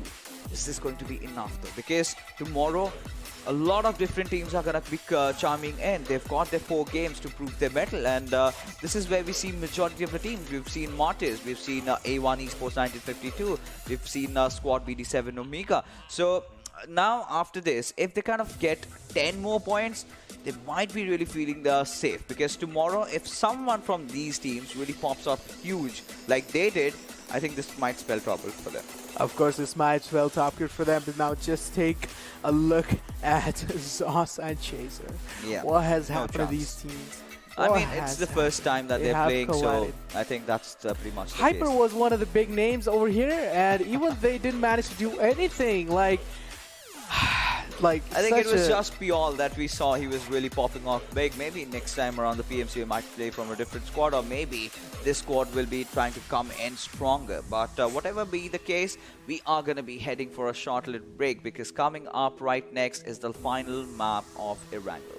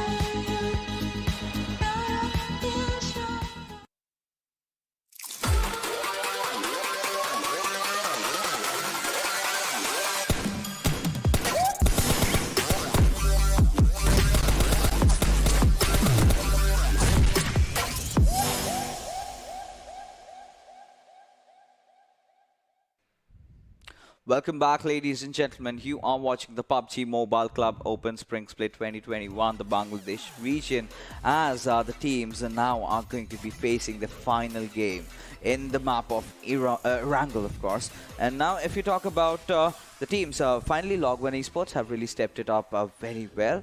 And Max really not having the time of their lives today because they've not been able to pop off. They're getting few kills here and there, but that's just about it. But moving on. Which is the team do you think that can make a comeback into this one now? I mean, if you are talking about a comeback, it's going to be such a hard decision for me. Of course, Infernal might be the one to step their game up. They are already, but I still feel like, I don't know why, I just feel like they will be dominating this scene a lot much more. You're saying that they will be getting this chicken in this one? Not chicken, but I do feel like they are going to be popping off in those end circles. You need to choose a name. Okay, you know what? I'm going to go with Blood Legions. Okay, going to go with Blood Legions again this time. But I have my hopes on the players of maybe KSAX this time because I really want them, to qualify. They have been a team that have been trying since the last PMCOs and not really having succeeding with that. But they've got the potential, they've got the players. But again, the positioning is kind of a bit off about this team as we take the flight path trajectory going all the way from Milta Power towards the northwest Chhatrapal city. So finally, I hope we do not get to see that eastern circle. I need something around the western happening around this time. I mean, if I am just, trying to scout out for the plane fly path, I'm just trying to guess the circle at this point, and I actually feel like the circle might be the military-based one because just like the way plane fly path is going. Maybe it might be, but I just feel like, but let's just keep on watching and let's just see. If it is actually military, I'm going to go crazy. Yeah, I mean, we'll have to see if it is actually going towards the military base because even I have a hunch that it might go, and I would love a military circle. So, of course, who wouldn't? Yeah, but it's been some time that we've not seen enough action around Katka, and that is what I've been missing out on. So Katka is a place where you have got so many good compounds. Yeah, but this is still acceptable though. Because considering how the circle has been going, and we've seen this one in the past. And well, let's see how these teams are going to perform in this one out. Of course, Log1 dropping right off at the Mount Everest. Where are they going to loot? Of course, it's definitely going to be hard for us to see where are they going to be looting. But just take a look at overall. Oh my God, how has he even spotted a little C1 there? And it's just like trying to do a little bit of damage with a Scorpion. Yeah, I think that this is one of those, first few knocks that we've seen with the Scorpion in at least a competitive lobby. That's what you go for when you have nothing on yourself. So he's managed to secure that knock. That's really big. But Ignite, of course, will be taking down C1, who was apparently the MVP in the game of Miramar. Indeed, he was the MVP. And C1 getting eliminated off early. Such a massive disadvantage for EC there. What is happening for the entire team of EC? They are trying to contest those vehicles, but at the same time, doesn't really seem like they're going to be too successful in contesting those vehicles early offs. And they have already lost one of their star players, which is going to be C1. So, yeah, such a massive disappointment coming in. And also at the same time, just look at Thunder over here. His buggish tire has been busted. And his move is so slow and seems like he might just run off into a team if he just keeps on driving in the same direction. Yeah, exactly. I mean, we've seen in the past that a few of the players tend to take down the front tires. In fact, one of those front tires of the buggy to add on that extra stability. He's driving right inside the shelter, and there is one guy inside. Whatever may suit his taste. Come on, we can't really question over here. But he's doing some crazy things, and we live for such moments over there. Imagine he just took that plunge inside the cave, and suddenly there's a whole team pointing at him. Or maybe they just get walked over. No. I mean, the thing is, of course, buggy or any vehicle, it's going to be making such a massive sound when it's coming inside. And of course, all these people are going to be aware that, okay, this guy is actually coming inside the cave. So they are going to be tucking in like some little corners or even behind the boxes, and they will just, you know, just point the direction. As soon as his buggy comes in, everyone just start firing at it, and it's just going to be so many shots fired, and that would just literally be so funny to look at. Yeah, I mean, that would be. But, you know, I'm kind of feeling off about the fact that we have not seen a lot of Carmageddon this time. Not a lot of vehicular manslaughter. Because that is what we live for. We did see that once, to be honest, in that Milta area, where one of those teams did have the other opponent coming up with him, and he was just taken down. But apart from that, not much really happening. But Ironclad, Look at this. yeah, this might be huge. Seems like they do have a little bit of info on Thunder's position. Gonna be closing the gap a little bit, but also at the same time, beautiful shots coming in from him, getting the third person advantage, and also getting a little bit of damage on the other players also as well. But he is down to such low HP as well. He needs to contest the fight. And as we talk about that, Clad has went down. What is happening to Max?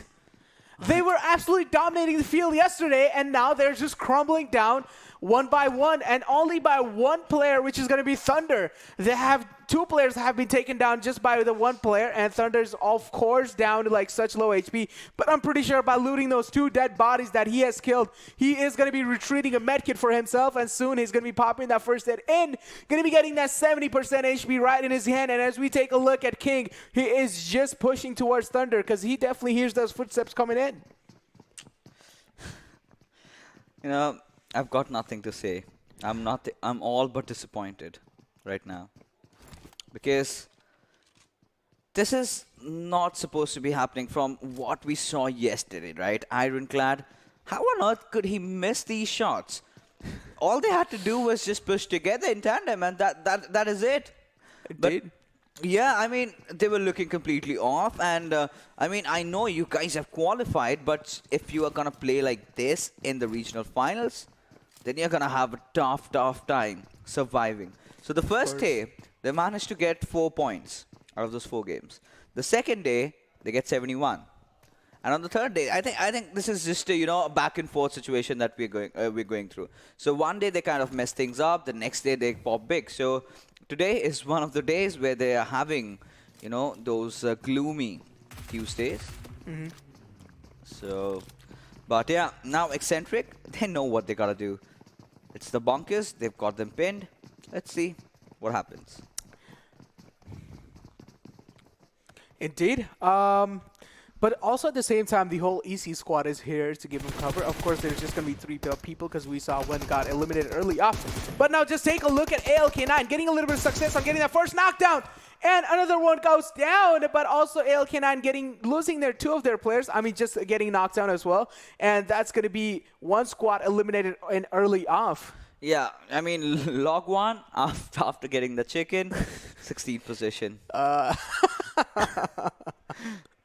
They were like, guys, I think we might have qualified. We don't need to play the last game, so it's fine. But, the players just popping off those Mountain Dews in Erangel and, yeah, enjoying themselves up. And, yeah, right now, we got to see the boys from Big Boss. What are they up to? Mad Max? So he's just spraying down with his AKM. The push has come in. Well, one of the players of Soulz of BD. Oh my god, look at this. Yeah, he's got a very good position. They all are just pushing them in. Oh my god, if I was in the position of PSRM, I would be so scared of my life. But also at the same time, SOB is one of those teams which is not going to be retreating. They will be challenging this fight as they realize that this is going to be the last map of the day. So they will have to write something on the pages of history, and they will have to try to contest this squad at no matter what. So PSRM also trying to take a little bit of new positions. Also trying a little bit of new position as we take a look. 2 players of SOB have already taken down, but also at the same time, 1 player of PSRM has been completely thirsted as well from SOB. But as we take a look at here, SOB has been completely eliminated out of the game, going out on the 15th position. Such a massive disappointment. Well, I mean, this was like their last resort. This was like their last hurrah for this team. I mean, we'll have to see once the overall rankings come out. If they are even somewhere between the 14th spot, they're pretty much out of this tournament. Soulz of BD, really a good promising team, but not really happening. Not really things going their way. But this is what we are expecting, right? A lot of teams that do not really have a chance of qualifying will certainly be going aggressive. But look at this circle. This is going to be so interesting. You've got that junction over there where the players of Blood Legion are positioned. We've got the players of Chasers. We've got another squad with us, just holding that T point over there. Now, Predators, they're in quite a good situation if the circle goes up on them. But having that junction point means that, either ways, wherever rather the circle shifts, you still have a chance to push this one through. Indeed, look at the big green cannon, as we all like to talk about the 300 Magnum ammo using sniper rifle. What a massive opportunity. If any one of these teams are going to be able to contest that airdrop, they're going to be having just a royalty treatment overall, because as soon as they fire that one shot in that late game, just going boom, each and everyone is going to be so scared of their life. They're not going to be peeking you out. Right now, the players of Predators, they've been having a decent day, if I must say, not the best of it. That is what they've been doing. But to survive the onslaught from the teams in the regional finals, where the Ante is really gonna get notched up a bit. That's where you need to show your best game. You need to put your best foot forward. The players of Chases being spotted out by Dominic, who holds on to the Visit Tower. Gotta see how Dominic comes out on top with this one. The last game, he had a pretty early exit, so he's got a lot to prove on his shoulders, this one. So let's see how he performs. Of course, I mean, right now there's like nothing much happening, but also at the same time, there are only 14 teams left to have been eliminated early off, and a little bit too early off. But one thing we're definitely seeing over here, Fixes, is that XP Blood Legion seems like they are playing so passive, and seems like this game they are actually being a little serious, because they just want to like, put on just like a little bit of seasoning on the top of their points. Just like sprinkle a little bit of salt on the other players as well. So they are going to be playing a little bit safe over here. All the 4 members of XP Blood Legion are alive, and of course, I want to see this squad success in. So, Fixes, you got any bets in? The thing with Blood Legion over here is that those initial 3 games, they were completely going YOLO. And it was certainly not working out for them. And they were like, hey guys, let's calm down our horses a bit. Let's just hold on a bit, because let's try to win this one.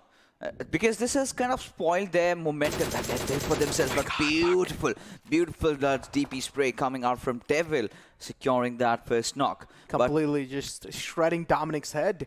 Yeah. And also, like, the entire CR squad is just having overall a better position on the whole situation. And just we take a look at over here, Gyro going to be ramming right the vehicle on the tower there. Also wants to just run inside the house because he wants to get that res in. But it doesn't really seem like CSR is going to let that happen. And just take a look at this. So much aggression coming in. Now Gyro is just in front of over there. And if he goes down, this is going to be such a massive disappointment for XP Blood Legions, but also at the same time, Gyro is going to be using a little bit of nades to flush anyone out from CSR, and seems like that is going to be the case over here. Now, one of the CSR members down to such low HP. If that guy gets contested, easy on. It's going to be King. If Kings get contested, easy on. King is going to be in such a massive trouble, while also Gyro is going to be smoking his position out because he wants to be as safe and as much as cover Gyro wants. Gyro would definitely want a royalty treatment for himself. Look at him. Look at Gyro. He's just stepped up on that buggy, sitting on the pilot seat.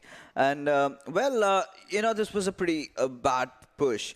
In fact, rather a bad play from the players of Blood Legion, to be honest, because Dominic, of course, getting that knock, there was no real chance for him to get back up, because for the time you need to get over there, you need to come through the stairs. So that's where Gyro had really committed, but not really getting anything out of it. Ryan trying to provide that quintessential cover fire, but what Gyro needs to do is to just back off.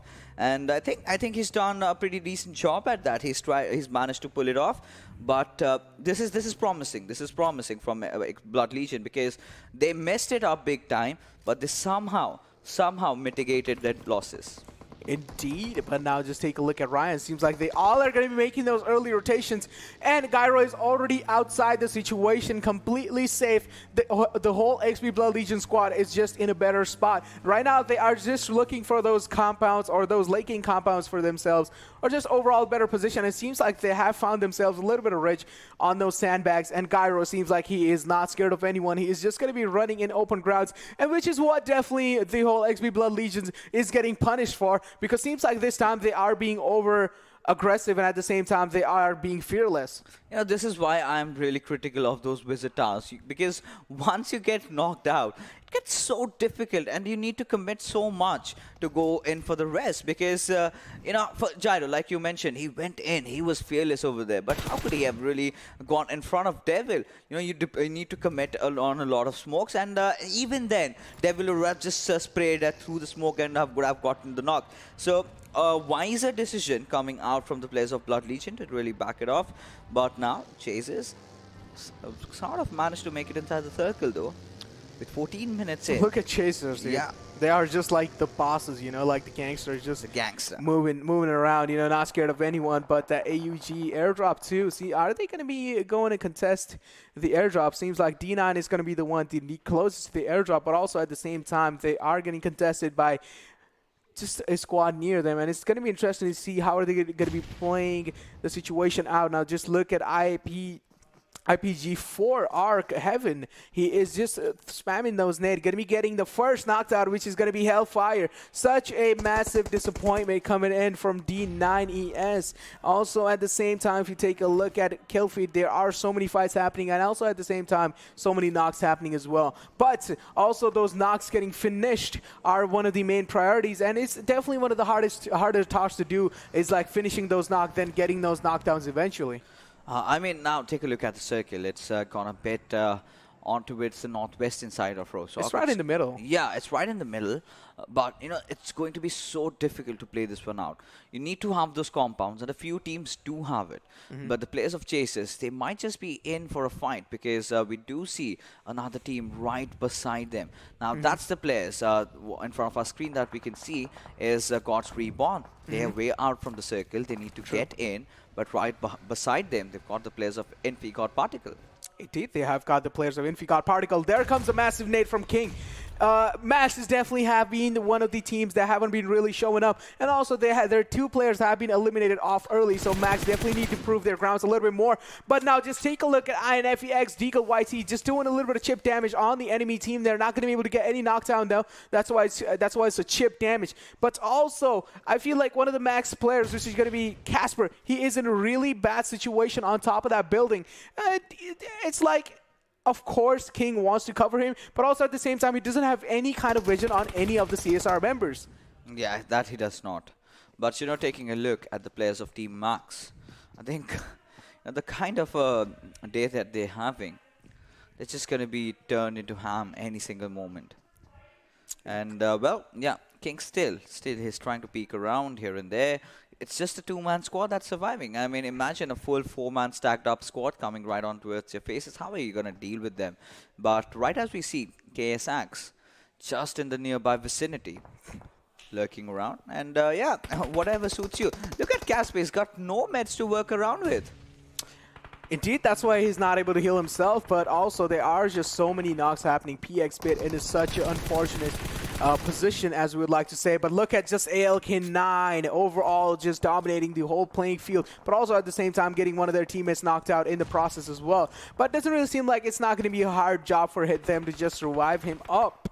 But what is going to be a lot much more harder is to get out of the situation they are in right now, because of course it's a lot much more open ground, and they do not want to just stay here all the time, because they might just get pushed on as the zone keeps on shrinking smaller and smaller. The squads behind them will be keeping on pushing on them, and INFEX also seems like they are losing one of their players in the whole battle over here, because they have one of the players knocked out on the left. Yeah, but you know, ALK9, whoa, with those beautiful, beautiful kills coming out from Tarsin. He's now on a dominating spree, but Chases, are they going to be chased out? which of course is the final game in the PMCO so far. There's no chance on earth that they can qualify. But right now, ALK9 just going ham after the players of Predator, wiping out the existence, deleting them from the server, and will of course get their hands over the compounds that they've taken over. Indeed, they are going to be just taking over. They're just going to be hugging that whole compound. And of course, they definitely want to get, like, I mean, as the zone keeps on moving, as we were talking about fixes, these guys will have to eventually leave the positions that they are in right now just to get in a better spot. Or if you're lucky enough, the zone will literally be favoring you all the time, and then you can just sit inside and chill. And it seems like that's going to be the case for CSR and even Max. But INFE... Oh my god, what just happened? INFE X has been eliminated so early on. INFE God Particle has been eliminated so early on. And of course, like the late situations were just going to be starting, and INFE has just gotten eliminated. One of the big names has been outside now, but also at the same time, look at ALK9. ALK9 is still just dominating the entire field, while we also take a look at PG. IPG4, Stranger going to be taking one knockdown, but also going to be getting contested instantly. A beautiful trade coming in from Shuo, sir. I think that was perfect from Exentric Infinity. I mean, they had to live over there. They could not have afforded getting those knocks out. But finally, you can see the players of Exentric in a bit of a pickle because they've got their two players knocked out. Of course, you know, the trade-offs being there, they did manage to wipe out the last player. In fact, but IPGX, down to 3 men. We gotta see how they perform. But KSX, they still got their 4 players alive. They still haven't secured a kill right now. The pressure is mounting over them. But look at Chasers taking down players. But no, they've just been wiped out. And it's the boys from Bhai Brothers that somehow come out on top. But look at those third parties that we are getting to witness. I mean, Max Esports playing as a spoil spot over there, getting that last final kill. And with that, Bhai Brothers also bite the dust. Indeed. Of course, now just take a look at over here. Detonator, one of the teams that you have been talking about a lot, getting eliminated instantly as soon as the late part of the game starts. And now KSX, Sanhok is in such a bad situation where Esan definitely wants to get the revive onto him. But also at the same time, just take a look at all these overall situations that are happening in front of you, Fixes. There are so many cars inside the zones as well. I've never seen so many cars in the late zone. Just take a look over here. There's a car there. There's a car here. There's just car all over the places. And also, they are being used as temporary cover and also being blown at the same time. But there is a team right in front of KSX, and I feel like KSX can definitely contest that team overall because there are so many teams in front of the enemy team as well that they will have to even look in front, even look in backs, and that's when KSX actually gets that massive advantage. Yeah, of course. But, you know, as we take a look at things, this is a kind of a circle where you need those vehicles for yourself if you've not got those covers, not those sweet covers. But ALK9, they have been electrifying this time. The way they've been performing, they know they've qualified. They know that they can go big. So this is what I was really expecting from the players of Blood Legion. And, you know, tomorrow I would be seeing if ERC, TRC do something like that. But as I was talking about ALK9, the Caster's Curse really kicking in. And, well, they bow out, but still 11 kills is certainly going to help their cause. Indeed, ALK9 in a little bit of disappointment over there, but also at the same time, just take a look at XB Blood Legion Rayan. He's the last man standing for that team, and I had my best going in for him. No! What just happened over here? XB Blood Legion also getting eliminated in the late phases there, but now KS was in just the overall a better position, but also at the same time, they are getting flushed inside by the zone. The zone has been definitely showing them no mercy at all, so now they will have to move inside. Also at the same time, there are so many teams on the right side as well, and the whole zone is just surrounded from the outsides with a lot of teams, but there are only 2 teams inside, which is going to be Max. But also just take a look at Max Casper chipping out a little bit of damage on KSX, but not really going to be finding any kind of success in those and not going to be able to deal any damage. Instead, he has just compromised his entire position, and now other teams are definitely going to be looking out on that window as well. Looking at God's Reborn, gentlemen, he has compromised his position. Sincere, he's got his crosshairs right onto him. It's just a matter of seconds. Maybe if he's gonna, you know, kind of lob that grenade onto him, but no. Sincere, rather being the smarter bunch, you know, trying to just immobilize his entry inside the circle. Now, how is Gentleman gonna come in as B1 from IPGX? He's been playing so well, dishing out the highest damage. This time also getting a few knocks here and there, but he goes down. Courtesy to Gentleman. Look at that beautiful big brain play coming in from King there. He smoked off the complete left side so he could just peek right in front of him. And also just dish out, or just, as you like to say, pepper a little bit of bullets on the enemy team, and even just sprinkle a little bit of salt, just making them a little bit mad. But now let's just take a look at Gentleman over here, trying to tank the zone damage in, also heal himself in, but not going to be able to survive much longer though. As soon as the zone closes, damage is going to be double than what is right now. But also, Gentleman doesn't have any choice though. He has to just stay outside and just take the damage. While just take a look at IPG4, going to be taking them down completely. And just Sincere is doing so good in those late game circles. As we talk about that, God's Reborn has been completely eliminated. Yeah, of course. I mean, we did see Gentleman going out of there because, of course, he did manage to secure one knock, but that was just about it. Did not have enough meds to survive. But look at the boys from Big Boss X.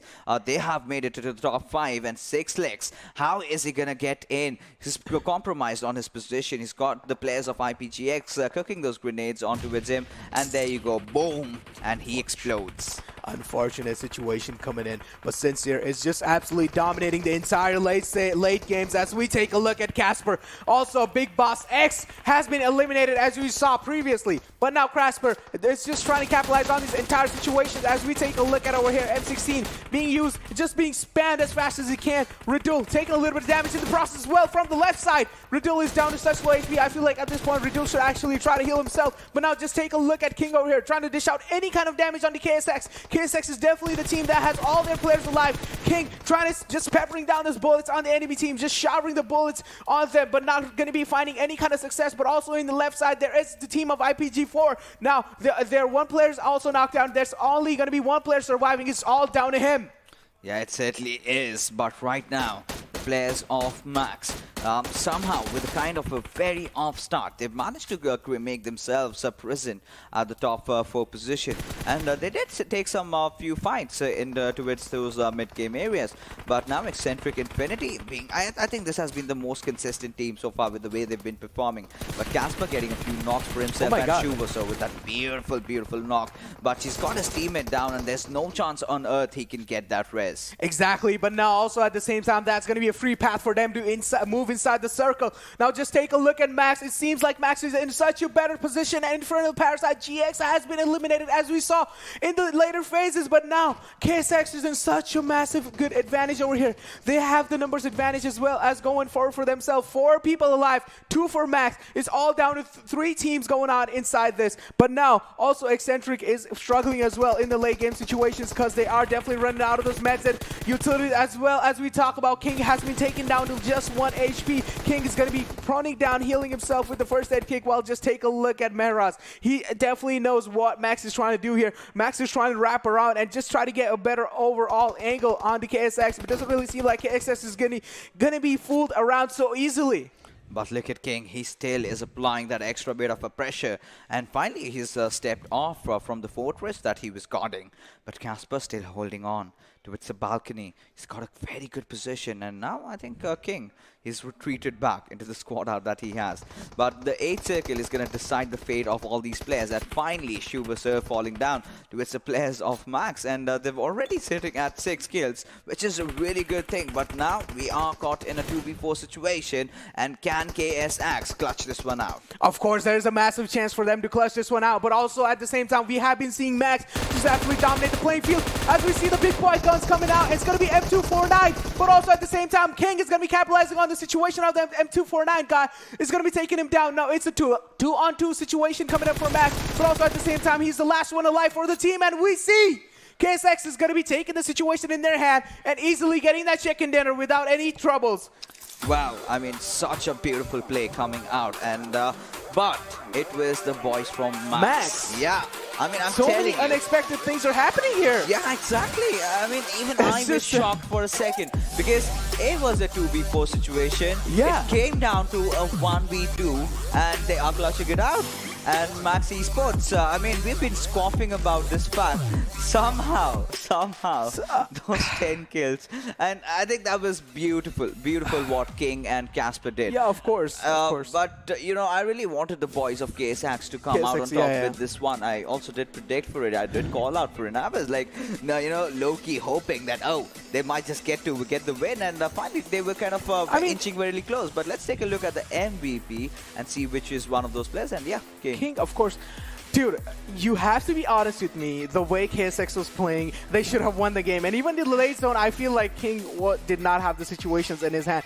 But also somehow, Max just managed to win the game. How did this happen? I'm actually so amazed and surprised that I just can't believe my eyes right now. See, I was even surprised because, you know, the players of KSX did have that M249 cover, providing that the cover big boy fire. guns, yeah. Despite that, the players of Max, I mean, King, huge ups to this lad. I mean, he did show them who the king was in the entire lobby, you know, did not really care, had the M4s to walk, work his way around, and he did that. And let's take a look at the top players, and I'm sure Casper must not be far behind. Yes, 5 kills coming up for this beautiful player as well. But ALK9, Hassan and Tassine, the two players that really managed to impress us, because K9 taking an early exit, but with those number of kills, I think it was 9 or 11, they played amazingly well. I don't know what to say. I cannot believe my eyes at this point. What just happened in front of me? I clearly saw KSX taking the whole situation in their hand really well, also contesting King's position down. King was down to literally 1 HP. How did that man manage to win? He was just the last survivor at KSX. That was a 1-2 situation. How did he win that? They messed that one up? But let's take a look at the match summary and see how the numbers game have been working out. And Casper, coming out on top. So 5 kills for him, and Hassan, he's got 3 assists. So ALK9, and it's pretty much been a game about Max. So the fact is, the players of Team Max, right? So they kind of entered on early on. We're going against the players of Exentric. They were punished heavily for that. 2 of the players being taken out, and then suddenly something happened to these players, channeling their inner demons, and the way they performed after that, third partying in situation, they were very clever and smart. I think the position was really important. But now let's take a look at the match ranking and see how many points have they garnered for themselves. Max. They have been definitely surprising us all the times. Even yesterday, they were surprising us with the way just Clad was playing. But overall, I am so disappointed for GX. I mean, it's fine. Infernal Parasite, they did have a decent position, but it was those 8 kills that was there. But KSX, I mean, this position, now they've secured the 2nd position. Not enough points. Yeah, it's 4 kills, 12 or something. I think it was some 14, 16 points coming out for them. So is this going to be enough though? Log 1 Esports, just that 1 point? It's fine. Blood Legion, they still can afford that. But KSX, are they going to be making it through? Because this is going to be a huge bummer if they do not. Indeed, it's going to be a huge bummer, but we still have 1 more day, and it's going to be interesting to see how the rest of the teams are going to be capitalizing on the overall rankings. Exactly. And I'm pretty sure by taking a look at over here how these teams have been performing, I feel like they're automatically going to get an inner motivation from themselves just to like try even harder, practice even harder, because they still have a little bit of more hours going in to from the next day. And of course, they are going to be practicing so much. So yeah. But today was their final day. Tomorrow we have teams from different groups going on. Different groups, This was the last match to prove their mettle. Now let's take a look at the Oppo moments of the day that we have for you. So well, things started off in a very C1 with C1 just going out of the equation, and this was it was a shocker. I mean, we had seen King yesterday, providing that amazing cover fire gameplay along with Ironclad, but today he did not have his partner, but still, along with Casper, he comes out on top. Of course, we definitely did not expect Max to just like dominate the field in the end circles, but also at the same time they had one of the best positions going in the end circles as well. They literally had the compound on their name, and even they had just like overall better view on the entire situation, and of course like the way they played it out was one of the bigger factors coming in as well. Yeah, I think that was really imperative, but now the players of Exentric, I think they have had one of the best days so far. every single time surviving, even the players of God's Reborn. Now, I think they've kind of cemented their way into the regional finals. Because, like we mentioned, we do not have 32 teams this time in the Bangladeshi region. We have got 30.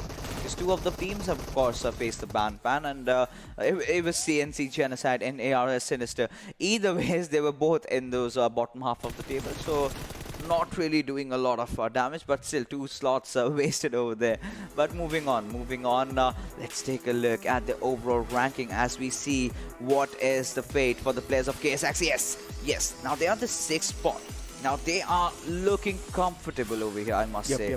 I think really. they have just done it. They have definitely done it. They have definitely secured a spot for themselves, even in top 10. But now just look at Eazi, Tiazi. They have been pushed down so down. I mean, of course, yeah, they are still good. But I mean, yeah, of course, like from the position they had before, they have been just like absolutely just fallen down over there. But just take a look at Pi Brothers. Look at Big Boss X, look at Predators, look at Detonators and Pi Brothers, of course. Now, these are the teams, and the same can be said for Log 1. Now, these are the teams that need to be, having their prayers on tomorrow, because all the other teams, Squad BD71, Wolves, Martyrs, we've got A1 Esports 952, SLX Ironic, the Red Army, they're all gonna fight it out for those, top 16 position.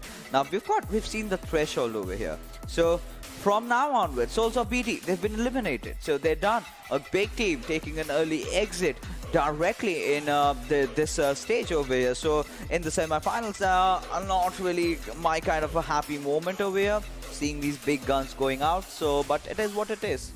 It is what it is indeed. But as you pointed out, the big guns, yeah, of course, I was reminded of the previous chicken dinner again.